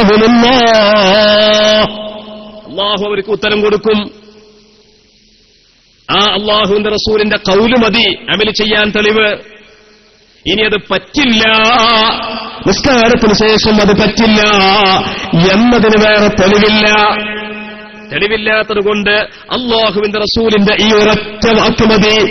സുന്നികളായ നമ്മൾ നിസ്കാരത്തിന് ശേഷം നമ്മുടെ പള്ളികളിൽ ഇമാമ് ദുആർന്നുകൊണ്ട് മുഅ്മിനീങ്ങൾ ആമീൻ ചൊല്ലുന്നതിന് തെളിവായി പറയാൻ. ഏതുപോലെ കൈ ഉയർത്തണം എന്നുള്ളതിന് തെളിവെന്താ? നബി സല്ലല്ലാഹു അലൈഹി വസല്ലമ തങ്ങൾ ദുആ ചെയ്യുമ്പോൾ കൈ ഉയർത്താറുണ്ടായിരുന്നു എന്ന ഹദീസ് മതി. ഇനി നിസ്കാരത്തിന് ശേഷം ഉയർത്തി എന്ന് പറയേണ്ട ആവശ്യം ഇല്ല. ഖിബിലക്ക് മുന്നിടാൻ തെളിവെന്താ? ഖൈറുൽ മജാലിസ് മസ്തഖ്ബലത് ബിഹാ അൽ ഖിബല വസ്തഖ്ബലത് ബിഹാ അൽ ഖിബല. ഏറ്റവും ഉത്തമമായ ഇരുത്തം ഖിബലയിലേക്ക് മുന്നിട്ട് ഇരുത്തമാണ് എന്ന റസൂലുള്ളാഹിന്റെ ഹദീസ് മതി. ഇനി നിസ്കാരത്തിന് ശേഷം എന്ത് എന്ന ചോദ്യത്തിന് പ്രസക്തിയില്ല. ദുആ കൊണ്ട് ദുആ ചെയ്യുമ്പോൾ സലാത്തും ഹംദും കൊണ്ട് തുടങ്ങണം. അതിന് റസൂലുള്ളാഹിന്റെ വേറെ ഹദീസുകളുണ്ട്. ഇനി നിസ്കാരത്തിന് ശേഷം ചെയ്തു എന്ന് വിശദീകരിക്കേണ്ട ആവശ്യമില്ല. ദുആ കഴിഞ്ഞതിന് ശേഷം മുഖം തടവണമെന്ന് അല്ലാഹുവിന്റെ റസൂലിന്റെ പ്രവർത്തനങ്ങൾ ഹദീസുകളിൽ വന്നിട്ടുണ്ട്. നിസ്കാരത്തിന് ശേഷം ഇനി അത് വേണമെന്ന് വേറെ ഹദീസിൽ വന്നുകൊള്ളണമെന്നില്ല. അതുകൊണ്ട് തന്നെ മുജാഹിദിന്റെ പ്രവർത്തകന്മാരും അവരുടെ മൗലവിമാരോടും പറയാനുള്ളത്, നിങ്ങളുടെ ഈ ചോദ്യം ബാലിശമാണ്, നിങ്ങളുടെ ഈ വാദം തെറ്റാണ്, നിങ്ങളുടെ ഈ വാദം ഇസ്ലാമിക ലോകത്തിന് പരിചയമില്ലാത്ത വാദമാണ്. ഈ വാദം ഇവിടെ ആദ്യം ആരാ കൊണ്ടുവന്നതറിയോ? ഇവരുടെ നേതാവായ ഇബ്നു തൈമിയ്യാണ് കൊണ്ടുവന്നിട്ടുള്ളത്. അയാളുടെ അൽ ഫതാവൽ കുബറയിൽ ഈ വാദം പറയുന്നുണ്ട്. നിസ്കാരത്തിന് ശേഷം ദുആ പാടില്ല എന്ന് പറയുന്നുണ്ട്. നിസ്കാരത്തിന് ശേഷം കൂട്ടുപ്രാർത്ഥന പാടില്ല എന്ന് പറയുന്നുണ്ട്. നിസ്കാരത്തിന് ശേഷം തീരെ ദുആ ഇല്ല എന്ന് പറയുന്ന ആളാണ് അയാള്. ഞാൻ അതിലേക്ക് ഇപ്പൊ കടക്കുന്നില്ല. അതുകൊണ്ട് എന്റെ പ്രിയപ്പെട്ട സഹോദരങ്ങളെ, അപ്പൊ ഒന്ന് വുളു ചെയ്യുമ്പോൾ തല തടവുന്ന വിഷയം, അതാണല്ലോ നമ്മളെ മദ്രസ പാഠപുസ്തകത്തിൽ പേവുണ്ട് എന്ന് പറഞ്ഞത്. രണ്ടാമത്തെ സുബീസ്കാരത്തിലുള്ള ഖുനൂത്തിന്റെ കാര്യം, അതാണല്ലോ ഒരു പദമായിട്ട് പറഞ്ഞത്. മൂന്നാമതായി നിസ്കാരത്തിന് ശേഷമുള്ള കൂട്ടുപ്രാർത്ഥനയുടെ കാര്യം. ആ കൂട്ടുപ്രാർത്ഥനയുടെ വിഷയം ഞാൻ ഇവിടെ വിശദീകരിക്കുകയുണ്ടായി. ഇനി പിന്നെന്താ അവിടെ പറഞ്ഞത് അല്ലേ? പിന്നെ കുത്തുബിയ്യത്തിൽ മുഹയ്യിദ്ദീൻ ശൈഖിനെ വിളിക്കുന്ന ഒരൊറ്റ കാര്യം കൂടി പറഞ്ഞിട്ട് ഞാൻ നിർത്തുകയാണ്. കൂടുതൽ പറയേണ്ട ആവശ്യമില്ല. കുത്തുബിയ്യത്തിൽ മുഹയ്യിദ്ദീൻ ശൈഖിനെ വിളിക്കുക എന്ന് പറഞ്ഞാലെന്ത്? നിസ്കാരത്തിൽ കൈയ്യെട്ടുന്നത്. ശരിക്കും അതെ, ഉസ്താദ് ഓർമ്മപ്പെടുത്തിയതാണ്. നിസ്കാരത്തിൽ എങ്ങനെ കൈയ്യെട്ടേണ്ടത് നിങ്ങൾ ശരിക്കും ശ്രദ്ധിക്കുക. ഹജ്ജിന് പോയ ആളുകൾക്കറിയാം. ഹറമിൽ ഹജ്ജിന് വരുന്ന ആളുകൾ റമദാൻ മാസത്തിലും അല്ലാത്ത കാലത്തിലൊക്കെ മക്കത്ത് പോയ ആളുകൾക്കറിയാം. ഹജ്ജിനും അല്ലാതെയുമായി ഹറമിലേക്ക് വരുന്ന ആളുകൾ, അവിടെ അറബിയുണ്ട്, അനറബിയുണ്ട്, ഇംഗ്ലീഷുകാരനുണ്ട്, യൂറോപ്യനുണ്ട്, ഉത്തരേന്ത്യക്കാരനുണ്ട്, ഉറുദുക്കാരനുണ്ട്, എല്ലാ നാട്ടുകാരനും എല്ലാ ഭാഷക്കാരും ഒരുമിച്ച് കൂടുന്നുണ്ട്. അവരെല്ലാവരും അവിടുത്തെ ഇമാമിങ്ങളടക്കം അറബികളടക്കം ലോകത്തെ സകല ആളുകളും എങ്ങനെ നിസ്കാരത്തിൽ കൈയ്യെട്ടുന്നത്? നിഷ്പക്ഷ സാധാരണക്കാരോടാണ് ഞാൻ ചോദിക്കുന്നത്, പണ്ഡിതന്മാരോടല്ല. സാധാരണക്കാരായ ആളുകളെ നിങ്ങൾ എങ്ങനെയാണ് കണ്ടിട്ടുള്ളത്? ആരെങ്കിലും നെഞ്ചുമ്മ കൈകെട്ടുന്നത് നിങ്ങൾ കണ്ടിട്ടുണ്ടോ? നമ്മളെ നാട്ടിലെ മുജാഹിദീങ്ങളല്ലാതെ ലോകത്ത് ഏതെങ്കിലും ഒരു മൂലയിൽ ജീവിക്കുന്ന മുസ്ലിം ഇങ്ങനെ കൈകെട്ടുന്നത് നിങ്ങൾ കണ്ടിട്ടുണ്ടോ? ഉണ്ടോ? ഇല്ലേ? ഉണ്ടോ? അറബികൾ, മലയാളികൾ, ഉത്തരേന്ത്യക്കാർ, തമിഴ്നാട്ടുകാർ, കർണാടകക്കാർ, ആന്ധ്രാപ്രദേശുകാർ, ആഫ്രിക്കക്കാർ, യൂറോപ്യർ എല്ലാവരും കൈകെട്ടുന്നത് ഇങ്ങനെയാണ്. നമ്മളെ നാട്ടിലുള്ള മുജാഹിദീങ്ങൾ മാത്രം അല്ലേ ഇങ്ങനെ കൈകെട്ടുന്നത് രണ്ട് കൂട്ടരായിട്ടേ നമ്മൾ കണ്ടിട്ടുള്ളൂ. ഒന്ന് നമ്മുടെ മറ്റേ സാധനം ഉണ്ടല്ലോ, എന്താ പറയാ, നമ്മൾ കരണ്ട് ഉൽപ്പാദിപ്പിക്കുന്ന സാധനം, എന്താ പറയാ, ആംപ്ലിഫയർ, ട്രാൻസ്ഫോമറിന്റെ അടിയിൽ കാണാം ഡേഞ്ചർ എന്ന പേരിൽ ഇങ്ങനെ ഒരു കൈയ്യെട്ട് അല്ലേ. രണ്ടാമതായിട്ട് മുജാഹിദ് പള്ളികളിൽ ചെന്നാൽ കാണാം മുജാഹിദീങ്ങൾ ഇങ്ങനെ കൈയ്യെട്ടും അല്ലേ. സക്കരിയ സലാഹി, ഹാരിസ് ബിൻ സലീം, ഫൈസൽ മൗലവി അല്ലേ, നബീൽ രണ്ടത്താണി, മുജാഹിദ് ബാലുശ്ശേരി, വലിയ വലിയ ഇമാമിങ്ങളല്ലേ അല്ലേ, ലോകം കണ്ട ഏറ്റവും വലിയ വലിയ ഇമാമിങ്ങളെ ഹാരിസ് ബിൻ സലീം. നിങ്ങൾ നോക്കണം, ഈ രണ്ട് കൂട്ടരല്ലാതെ ലോകത്ത് ഇങ്ങനെ കൈകെട്ടുന്ന, പിന്നെ ഇബാദിയാക്കൾ എന്ന് പറയുന്ന ഒരു കൂട്ടരുണ്ട്. ഒമാനിലൊക്കെ പോയാൽ ഇബാദിയാക്കൾ എന്ന് പറഞ്ഞിട്ടൊരു കൂട്ടരുണ്ട്. ആ കൂട്ടർ കൈകെട്ടൂല, അവര് കൈങ്ങനെ തൂക്കിടയ്യ. അല്ലാതെ നെഞ്ചത്ത് കൈകെട്ടുന്ന ഒരു കൂട്ടരെ ഞാൻ കണ്ടിട്ടില്ല, നിങ്ങളും കണ്ടിട്ടില്ല, ഈ വിഭാഗമല്ലാതെ. യഥാർത്ഥത്തിൽ ഈ വിഷയത്തിൽ എന്താ?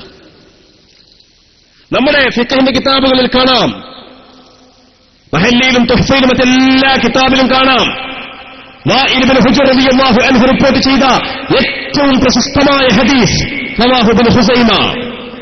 ഇബ്നു ഖുസൈമ റിപ്പോർട്ട് ചെയ്ത ഇബ്നു ഖുസൈമയുടെ ഗ്രന്ഥത്തിൽ വാഇൽ ഇബ്നു ഹുജർ റളിയല്ലാഹു അൻഹു എന്ന സ്വഹാബിയിലൂടെ, ആ പരമ്പരയിലൂടെ റിപ്പോർട്ട് ചെയ്ത ഹദീസിൽ കാണാം. എന്താണെന്നറിയോ? അല്ലാഹുവിന്റെ റസൂലിന്റെ നിസ്കാരം മഹാനായ സ്വഹാബി വിശദീകരിക്കുകയാണ്. അല്ലാഹുവിന്റെ റസൂൽ ഇങ്ങനെ തക്ബീർ ചൊല്ലുമ്പോൾ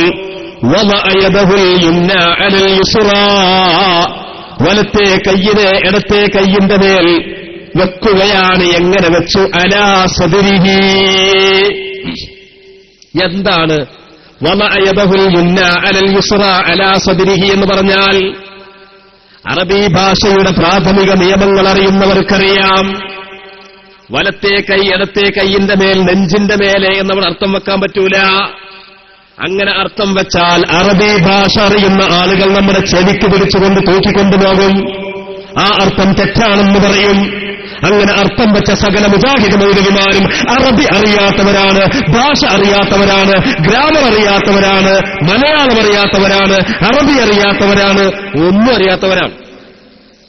വലത്തെ കൈ ഇടത്തെ കൈയിന്റെ മേൽ നെഞ്ചിനു താഴെയായി വെച്ചു എന്നാണ് അവിടെ അർത്ഥം. അങ്ങനെ അർത്ഥം വെക്കാൻ പറ്റുകയുള്ളൂ എന്നുള്ളത് ഭാഷയുടെ നിയമമാണ്, അറബി ഭാഷയുടെ നിയമമാണ്, അറബി ഭാഷയുടെ നിയമമാണ്. അവിടെ നെഞ്ചിന്റെ മേലെ വെക്കേണ്ടത് ഇത് ലോകത്തെ മുസ്ലിമീങ്ങൾക്കെല്ലാം അറിയാം. അറബികൾക്കറിയാം, അനറബികൾക്കറിയാം, ആഫ്രിക്കാർക്ക് അറിയാം, അമേരിക്കക്കാർക്കറിയാം, യൂറോപ്യർക്കറിയാം, എല്ലാവർക്കും അറിയാം. അവരെല്ലാവരും നെഞ്ചിന്റെ താഴെ എത്ര മനോഹരമായ കൈകെട്ടല. അപ്പൊ നെഞ്ചിന് മുകളിലായിട്ട് കൈകെട്ടുന്നത് കേരളത്തിലുള്ള മുജാഹിദുകൾ മാത്രമാണ്. ലോകത്തൊരു മുസ്ലിം അങ്ങനെ ചെയ്യുന്നില്ല. ലോകത്തൊരു മുസ്ലിം സൗദി അറേബ്യയിലില്ല, യു എയിലില്ല, ഒമാനിലില്ല, ബഹ്റൈനിലില്ല, ഖത്തറിലില്ല, കുവൈത്തിലില്ല, ഇറാഖിലില്ല, ഇറാനിലില്ല, സിറിയയിലില്ല, ലബനാനിലില്ല, ഫലസ്തീനിലില്ല, ഈജിപ്തിലില്ല, ഒരു നാട്ടിലും ഇല്ല. ഈ നാട്ടിലുള്ള നമ്മുടെ നാട്ടിലുള്ള കേരളത്തിലുള്ള ഈ മുജാഹിദീങ്ങൾക്ക് മാത്രമല്ല. ഇല്ലേ? പിന്നെന്താ? ഒന്നുകൂടി ഒരൊറ്റ കാര്യം കൂടി പറഞ്ഞു നിർത്തുക. നിങ്ങൾ ക്ഷമയോടുകൂടി കേൾക്കണം. മുഹ്യിദ്ദീൻ ശൈഖ് റളിയല്ലാഹു അൻഹു കുത്തുബിയത്തിൽ വിളിക്കുന്നു എന്നാണ്. എന്താ കുത്തുബിയത്ത്? കുത്തുബിയത്ത് ഇങ്ങനെ തുടങ്ങുകയാണ്. അൽഹംദുലില്ലാഹി ഹംദൻ എന്ന് പറഞ്ഞിട്ട് ഇന്നബതഅത് വാറത്തുൽ അർഹാമി വബതഅദത് الناس أسرع شيء غارة الله يا غارة الله وسي السير مسرعة في هل عقدتنا يا غارة الله. എല്ലാ സഹായ ഹസ്തങ്ങളും മുറിയുന്ന സന്ദർഭത്തിൽ അല്ലാഹുവേ നിന്റെ സഹായമാണ് വലുത്, ആ അല്ലാഹുവിനെ ഞാനിതാ സ്തുതിക്കുന്നു എന്നല്ലേ കുത്തുബിയത്തിന്റെ പ്രാരംഭം. ആ കുത്തുബിയത്തിന്റെ സമാപനം എങ്ങനെയാണ്? യാ അല്ലാഹു യാ അല്ലാഹ് ഫർജ്നാ മിൻ വബാ യാ അല്ലാഹു യാ അല്ലാഹ് ഫർജ്നാ ബിൻ നുബാ ബിസുൽത്താൻ മുഹ്യിദ്ദീൻ ഉൻസുർനാ യാ അല്ലാഹ് അജ്ജിൽനാ ബിൽ ഫത്ഹി യാ അല്ലാഹു യാ അല്ലാഹ്. അല്ലേ?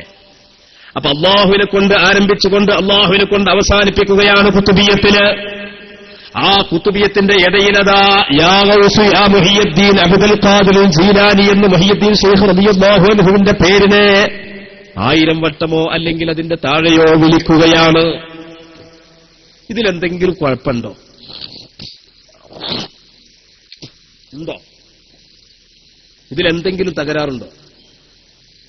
അല്ലാഹുവിനോടൊരു കാര്യം അപേക്ഷിക്കുന്ന ഒരു പ്രവൃത്തിയുടെ തുടക്കത്തിൽ അല്ലാഹ്, അതിന്റെ അവസാനമല്ല, അതിന്റെ ഇടയിൽ മുഹ്യിദ്ദീൻ ശൈഖിന്റെ പേര് വിളിക്കുന്നു. അല്ലേ? ഇതിനെന്തെങ്കിലും കുഴപ്പമുണ്ടോ? ഇല്ല. എന്തുകൊണ്ടില്ല? ഇതേപോലെ അല്ലാഹുവിന്റെ റസൂൽ സഹാബത്തിന് പഠിപ്പിച്ചു കൊടുത്തിട്ടുണ്ട്. കാഴ്ചയില്ലാത്തൊരു സഹാബി വന്നുകൊണ്ട് റസൂലിനോട് പറയുകയാണ്, നബിയേ എനിക്ക് കാഴ്ച ശക്തിക്ക് വേണ്ടി അങ്ങ് അല്ലാഹുവിനോട് ദുആ ചെയ്യണം നബിയേ. ആ സമയത്ത് നബി സല്ലല്ലാഹു അലൈഹി വസല്ലം തങ്ങൾ ദുആ ചെയ്തില്ല. നബി തങ്ങൾ ആ സഹാബിയോട് പറഞ്ഞു, നീ ജലാശയത്തിൽ ചെന്നുകൊണ്ട് നീ ഹൗദിൽ ചെല്ലണം, ജലാശയത്തിൽ ചെല്ലണം, കുളത്തിൽ ചെല്ലണം, എന്നിട്ട് നല്ല വിധത്തിൽ പൂർണ്ണമായ ഉളു ചെയ്യണം. എന്നിട്ട് അല്ലാഹുവിന്റെ മുമ്പാകെ 2 റക്അത്ത് നിസ്കരിക്കണം. എന്നിട്ട് സലാം വീട്ടിയിട്ട് ഖിബലക്ക് അഭിമുഖീകരിച്ചുകൊണ്ട് അല്ലാഹുവിനോട് ദുആ ചെയ്യണം. എന്താ ദുആർക്കേണ്ടത്? അല്ലാഹുമ്മ ഇന്നി അസ്അലുക ബിനബിയ്യിക നബിയ്യിർ റഹ്മ യാ മുഹമ്മദ് യാ റസൂലല്ലാഹ് ഇന്നി അതവജ്ജഹു ഇലൈക ഇന്നി അതവജ്ജഹു ബിക ഇലല്ലാഹ് അല്ലാഹുമ്മ ഫശഫിഉഹു ഫിയ്യാ. എന്റെ പ്രിയപ്പെട്ട സഹോദരന്മാരെ, മുഅ്മിനീങ്ങളെ, അതുപോലെ തെറ്റിദ്ധരിച്ചുപോയ ഏതെങ്കിലും മുജാഹിദിന്റെ സുഹൃത്തുക്കളുണ്ടെങ്കിൽ അവരോടുകൂടി ഞാൻ പറയട്ടെ, ഇവിടെ എന്താണ് ഈ സ്വഹാബിയോട് ദുആർക്കാൻ വേണ്ടി പറയുകയാണ്. 2 റക്അത്ത് നിസ്കരിച്ച് സലാം വീട്ടിട്ട് ഖിബിലക്ക് അഭിമുഖീകരിച്ചുകൊണ്ട് അല്ലാഹുവിനോട് ദുആർക്കുകയാണ്. അല്ലാഹുവേ, നിന്റെ റഹ്മത്തിന്റെ പ്രവാചകനെ മുന്നിൽ വെച്ചുകൊണ്ട് നിന്നോട് ഞാൻ ചോദിക്കുന്നു. അല്ലാഹ് യാ മുഹമ്മദ് യാ റസൂലല്ലാഹ്. അല്ലാഹുവിനോട് ഇങ്ങനെ ഖിബിലക്ക് മുന്നിട്ടുകൊണ്ട് ഇദ്ദേഹം ദുആർക്കാണ്. റസൂലുള്ള അവിടെ മുന്നിൽ ഇങ്ങനെ നിൽക്കുന്നൊന്നുമില്ല. ഖിബിലക്ക് മുന്നിട്ടുകൊണ്ട് അല്ലാഹുവിനോട് ദുആ ചെയ്യുന്ന ഈ മനുഷ്യൻ ആ ദുആഇന്റെ ഇടയിൽ റസൂലുള്ളാഹിനെ വിളിക്കുകയാണ്. യാ മുഹമ്മദ് യാ റസൂലല്ലാഹ് ഇന്നി തവജ്ജഹ്തു ബിക ഇലല്ലാഹ്. ഓ നബിയേ, ഓ റസൂലേ, ഞാൻ അങ്ങയെക്കൊണ്ട് അല്ലാഹുവിലേക്ക് ഇതാ മുന്നിടുന്നു. പിന്നെ അവിടെ നിർത്തുന്നില്ല. അല്ലാഹുമ്മ ഫശഫിഉഹു ഫിയ്യാ. അല്ലാഹുവേ, അതുകൊണ്ട് റസൂലുള്ളാഹിന്റെ ശഫാഅത്ത് എനിക്ക് നൽകണമേ. അപ്പൊ ദുആയുടെ ആദ്യത്തിലും അല്ലാഹുവിനോട്, അവസാനത്തിലും അല്ലാഹുവിനെ വിളിക്കുന്നു. ഇടയിൽ റസൂലിനെ വിളിക്കാൻ വേണ്ടി പഠിപ്പിച്ചു. ആരാ പഠിപ്പിച്ചത്? പുണ്യനബി പഠിപ്പിക്കുകയാണ്. ആർക്കാ പഠിപ്പിക്കുന്നത്? അന്ധനായ സഹാബിക്ക്. ആ സഹാബി അത് പ്രകാരം പ്രവർത്തിക്കുകയാണ്. അദ്ദേഹത്തിന് കാഴ്ച ശക്തി തിരിച്ചു ലഭിക്കുകയാണ്. അല്ലേ? അതന്നെയല്ലേ കുത്തുബിയത്തിൽ നടക്കുന്നത്. അള്ളാഹുവിനോട് ആദ്യം കാര്യങ്ങൾ പറയുകയാണ്, അള്ളാഹുവിനോട് അവസാനം കാര്യങ്ങൾ പറയുകയാണ്. അതിനിടയിൽ മുഹയ്യിദ്ദീൻ ശൈഖ് എന്ന അള്ളാഹുവിന്റെ ഇഷ്ടദാസന്റെ പേര് വിളിക്കുകയാണ്. ഇതിലെവിടെ കുഴപ്പമുള്ളത്? ഇതിലെവിടെയാണ് കുഴപ്പമുള്ളത്? എവിടെയെങ്കിലും കുഴപ്പമുണ്ടോ? അത് മക്കത്തെ മുശ്രിക്കീങ്ങൾ ചെയ്തതാണ്. ഇല്ല, മക്കത്തെ മുശ്രിക്കീങ്ങൾ അങ്ങനത്തെ ഒരു പണി ചെയ്തിട്ടില്ല. മക്കത്തെ മുശ്രിക്കീങ്ങളാവട്ടെ, മുക്കത്തെ മുശ്രിക്കീങ്ങളാവട്ടെ, മണ്ണാർക്കാടത്തെ മുശ്രിക്കീങ്ങളാവട്ടെ, മഞ്ചേശ്വരത്തെ മുശ്രിക്കീങ്ങളാവട്ടെ, ഏത് മുശ്രിക്കീങ്ങളും ഇവിടെ എന്താ ചെയ്തത്? വത്തഖദൂ മിൻ ദൂനില്ലാഹി ആലിഹതൻ ലഅല്ലഹും യുൻസറൂൻ. അല്ലാഹു അല്ലാതെ ഇലാഹുണ്ട്, അല്ലേ? അല്ലാഹു അല്ലാതെ റബ്ബുണ്ട്. വിശുദ്ധ ഖുർആനിൽ സൂറത്ത് യൂസുഫിൽ എന്താ മുശ്രിക്കീങ്ങളെ പറ്റി പറഞ്ഞത്? അർബാബുൻ മുതഫർരിഖൂന ഖൈറുൻ അമില്ലാഹുൽ വാഹിദുൽ ഖഹാർ. അല്ലേ? ഒരുപാട് റബ്ബുമാരിലല്ലേ മുശ്രിക്കീങ്ങളെ നിങ്ങൾ വിശ്വസിക്കുന്നത്? അനേകം റബ്ബുമാരിലും അനേകം ഇലാഹുമാരിലും വിശ്വസിച്ചതല്ലേ മുശ്രിക്കീങ്ങൾക്ക് തകരാറുണ്ടാക്കിയത്? നിങ്ങൾ നോക്കൂ, ജാഹിലിയ്യ കാലത്തുള്ള പ്രശസ്തനായ കവി, ജാഹിലിയ്യ കാലത്ത് തന്നെ അല്ലാഹുവിന്റെ തൗഹീദ് അംഗീകരിച്ച് ജീവിച്ച മഹാനായ സയ്യിദ് ഇബ്നു അംർ ഇബ്നു നുഫൈലിന്റെ പാട്ട് നമ്മുടെ ഗ്രന്ഥങ്ങളിൽ പറഞ്ഞിട്ടില്ലേ? ജാഹിലിയ്യ കാലത്തുള്ള മുശ്രിക്കീങ്ങളുടെ വിശ്വാസത്തെ നമുക്ക് പഠിപ്പിച്ചു തരികയാണ്. റബ്ബൻ വാഹിദൻ അം അൽഫ റബ്ബി അദീമു ഇദാ തഖസ്സമത്തിൽ ഉമൂറു തറക്തുൽ ലാത വൽ ഉസ്സാ ജമീആ കദാലിക യഫ്അലു റജുലുൽ ബസീർ. നമുക്കൊരു റബ്ബ് പോരെ, എന്തിനാ അനേകം റബ്ബുമാർ? ലാത്ത ഉസ്സ പോലുള്ള ദൈവങ്ങളില്ലേ, ഞാൻ അതിനെ ഒഴിവാക്കിയിരിക്കുന്നു എന്ന് സയ്യിദ് ഇബ്നു അംർ ഇബ്നു നുഫൈൽ എന്ന കവി വളരെ വ്യക്തമായി പാടിത്തന്ന കാര്യം നമ്മുടെ ഗ്രന്ഥങ്ങളിൽ നമ്മെ പഠിപ്പിക്കുമ്പോൾ, എന്തുകൊണ്ടാ അബൂജഹലും അബൂലഹബൊക്കെ കാഫിറായത്? മരിച്ചുപോയ ആൾക്കാരെ വിളിച്ചോണ്ടാ? മരിച്ചുപോയ ആൾക്കാരുടെ സഹായം തേടിയതുകൊണ്ടാ? അബൂജഹലിനെ പറ്റിയും അബൂലഹബിനെ പറ്റി അല്ലാഹു പറഞ്ഞ എന്താ? കമാ യഇസൽ കുഫാറു മിൻ അസ്ഹാബിൽ ഖുബൂർ. മരിച്ചുപോയ ആളുകളിൽ നിന്ന് ഗുണമില്ല, മരിച്ചുപോയ ആളുകളിൽ നിന്ന് പുനർജീവിതമില്ല, അവർക്ക് പ്രതിഫലമില്ല, അവർ മരിച്ചതോടുകൂടി എല്ലായി മാറി എന്ന് വിശ്വസിക്കുന്ന കാഫിര്യങ്ങൾ അവരെന്തുകൊണ്ടാ മുശ്രിക്കീങ്ങളായത്? അവരെന്തുകൊണ്ടാ ബഹുദൈവ വിശ്വാസികളായത്? കുത്തുബിയത്തെ എല്ലിറ്റ പങ്കൂസിനോട് തോന്നിയിട്ട? എന്താണ് ഈ പറയുന്നത്? അതുകൊണ്ട് എന്റെ മുജാഹിദിന്റെ സഹോദരന്മാരെ, ഞാൻ എന്റെ പ്രസംഗത്തെ ചുരുക്കുകയാണ്. വഹാബി പ്രസ്ഥാനം എന്തുകൊണ്ടാണ് ബിദ്അത്തിന്റെ, പുത്തൻവാദത്തിന്റെ പിഴച്ച പ്രസ്ഥാനമാണ് എന്ന് മഹാന്മാരായ പണ്ഡിതന്മാർ ഇവിടെ ഉണർത്താൻ കാരണം, ഒന്ന് ലാ ഇലാഹ ഇല്ലല്ലാഹ് എന്നുള്ളതിനെ അട്ടിമറിച്ചു, രണ്ട് മുഹമ്മദുർ റസൂലുള്ളാഹ് എന്നതിനെ അട്ടിമറിച്ചു, മൂന്നാമത് സ്വഹാബത്തിനെ തള്ളിപ്പറഞ്ഞു, നാലാമത് മുസ്ലിമീങ്ങളെ കാഫിറാക്കി, അഞ്ചാമത് മഹാന്മാരായ ഇമാമിങ്ങൾ അവരുടെ ഗ്രന്ഥങ്ങളിലൂടെ പഠിപ്പിച്ചു തന്ന നമ്മുടെ നിസ്കാരം, നോമ്പ്, ഹജ്ജ്, സക്കാത്ത്, വുദൂ പോലുള്ള മസ്അലകൾ, ആ മസ്അലകൾ പിഴച്ചതാണ് എന്ന് പരസ്യമായി പ്രസംഗിച്ചു. ആറാമത് അല്ലാഹു ഹലാലാക്കിയ ഇസ്തിഗാസയും തവസ്സുലും മഹാന്മാരായ ആളുകളോടുള്ള ബന്ധവും അത് ശിർക്കാണ്, ഹറാമാണെന്ന് പറഞ്ഞു.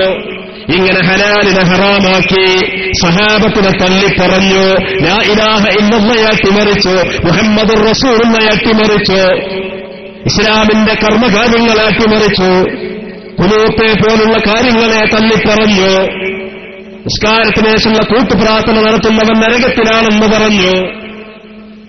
ഇങ്ങനെ ഒരുപാട് എണ്ണിയാലൊടുങ്ങാത്ത കാര്യങ്ങൾ. ആ കാര്യങ്ങൾ ഇവിടെ പറയുക വഴി എന്റെ പ്രിയപ്പെട്ട സഹോദരങ്ങൾ, ഇതൊക്കെ അബദ്ധവാദങ്ങളാണ്, പിഴച്ചവാദങ്ങളാണ്. ഞാനൊന്നുകൂടി പറഞ്ഞു നിർത്തട്ടെ. നേരത്തെ നമ്മുടെ ഉസ്താദുമാർ പറഞ്ഞത്, പ്രത്യേകിച്ച് നമ്മുടെ ഹബീബ് ഫൈസൊക്കെ പറഞ്ഞതുപോലെ, ഞാൻ ഈ പ്രസംഗിച്ച ഈ കാര്യം, അല്ലെങ്കിൽ വന്യരായ ഉസ്താദ് വളരെ ചുരുങ്ങിയ ഭാഷയിലാണെങ്കിലും പറഞ്ഞ കാര്യം, ആ കാര്യത്തിൽ ഇന്നാലിന്ന സ്ഥലത്ത് ഒരു പിഴവുണ്ട് എന്ന് നിങ്ങൾക്ക് വേണമെങ്കിൽ ഇപ്പൊ ചോദിക്കാം. ആരും തടയില്ല, ചോദിക്കാം. ആർക്കും, ആ റോട്ടിൽ നിൽക്കുന്ന ആൾക്കാർക്കോ ഈ നാട്ടിലോ അല്ലെങ്കിൽ മറുനാട്ടിലുള്ള ആർക്കും ചോദിക്കാം.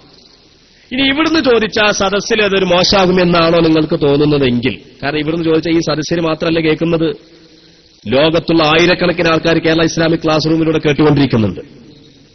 അപ്പൊ ഇവിടുന്ന് ചോദിച്ചാൽ ബുദ്ധിമുട്ടാണ് എന്നാണെങ്കിൽ, ഇൻഷാ അല്ലാഹ് നിങ്ങൾ ഇവിടുത്തെ പ്രവർത്തകന്മാരോട്, ഇവിടുത്തെ നമ്മുടെ ഉസ്താദുമാരോടോ പ്രവർത്തകന്മാരോടോ, ഞങ്ങൾക്ക് ഇവിടെ പ്രസംഗിച്ച, ഞങ്ങളുടെ മൗലവി പ്രസംഗിച്ച വിഷയത്തിലും നിങ്ങളുടെ ഉസ്താദുമാര് പ്രസംഗിച്ച വിഷയത്തിലും ഒരു നേർക്കുനേരെയുള്ള ഒരു ചർച്ച, ആ ചർച്ചയ്ക്ക് ആവശ്യം ഉണ്ട് എന്ന് പറഞ്ഞിട്ട് നിങ്ങൾ ബന്ധപ്പെടുകയാണെങ്കിൽ ഇൻഷാ അല്ലാഹ് ഞങ്ങളതിനൊരുക്കാം. ഇനി അതിനും തയ്യാറല്ല എങ്കിൽ ബസ്സിൽ പോകുമ്പോഴോ ടെലിഫോൺ മുഖാന്തിരമോ അല്ലെങ്കിൽ ഞങ്ങൾ ജോലി ചെയ്യുന്ന പള്ളിയിലോ എവിടെ വന്നിട്ടും നിങ്ങൾക്കിത് ചോദിക്കാം. നിങ്ങൾ ആ പറഞ്ഞ ഹദീസ് തെറ്റാണ്, നിങ്ങൾ ഓതിവെച്ച ആയത്തിന്റെ അർത്ഥം തെറ്റാണ്, അത് ദുർവ്യാഖ്യാനിച്ചതാണ്, നിങ്ങൾ പറഞ്ഞ കാര്യങ്ങൾ മുഴുവൻ തെറ്റാണ് എന്ന് സ്ഥിരപ്പെടുത്താൻ, അല്ലെങ്കിൽ അതിൽ സംശയം ചോദിക്കാനാവട്ടെ, നിങ്ങൾക്ക് വരാം. ഞങ്ങൾ തയ്യാറാണ്. ഇനി നിങ്ങൾ പറയുകയാണ് ഇതൊന്നും വേണ്ട, ഞങ്ങൾ അങ്ങോട്ടൊന്നും വരൂല, ഞങ്ങൾ ഇന്നാലിനൊരു സ്ഥലത്ത് ഇരിക്കാം, അവിടേക്ക് ഉസ്താദെ നിങ്ങൾ വരുമോ? അതിനും തയ്യാറാണ്. എന്തും ചോദിക്കാം. ഖുർആൻ വെച്ച് ചോദിക്കാം, ഹദീസ് വെച്ച് ചോദിക്കാം, കിതാബ് വെച്ച് ചോദിക്കാം. തയ്യാറാണ്.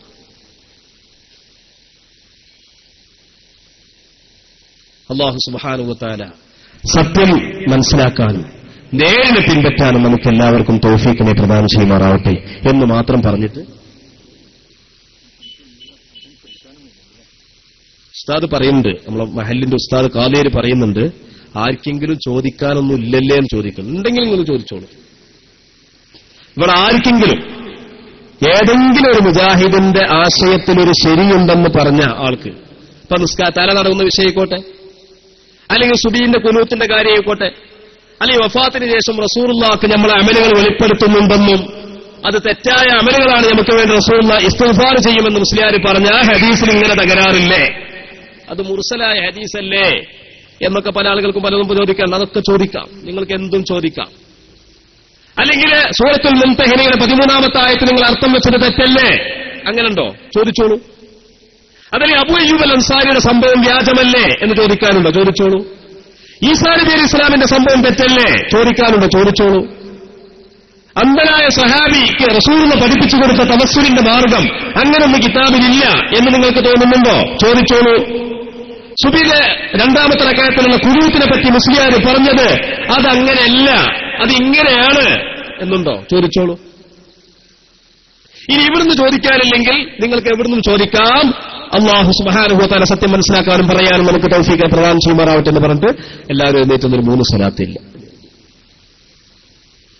بفضله صلى الله على محمد صلى الله عليه وسلم صلى الله على محمد صلى الله عليه وسلم اللهم صل على محمد يا رب صل عليه وسلم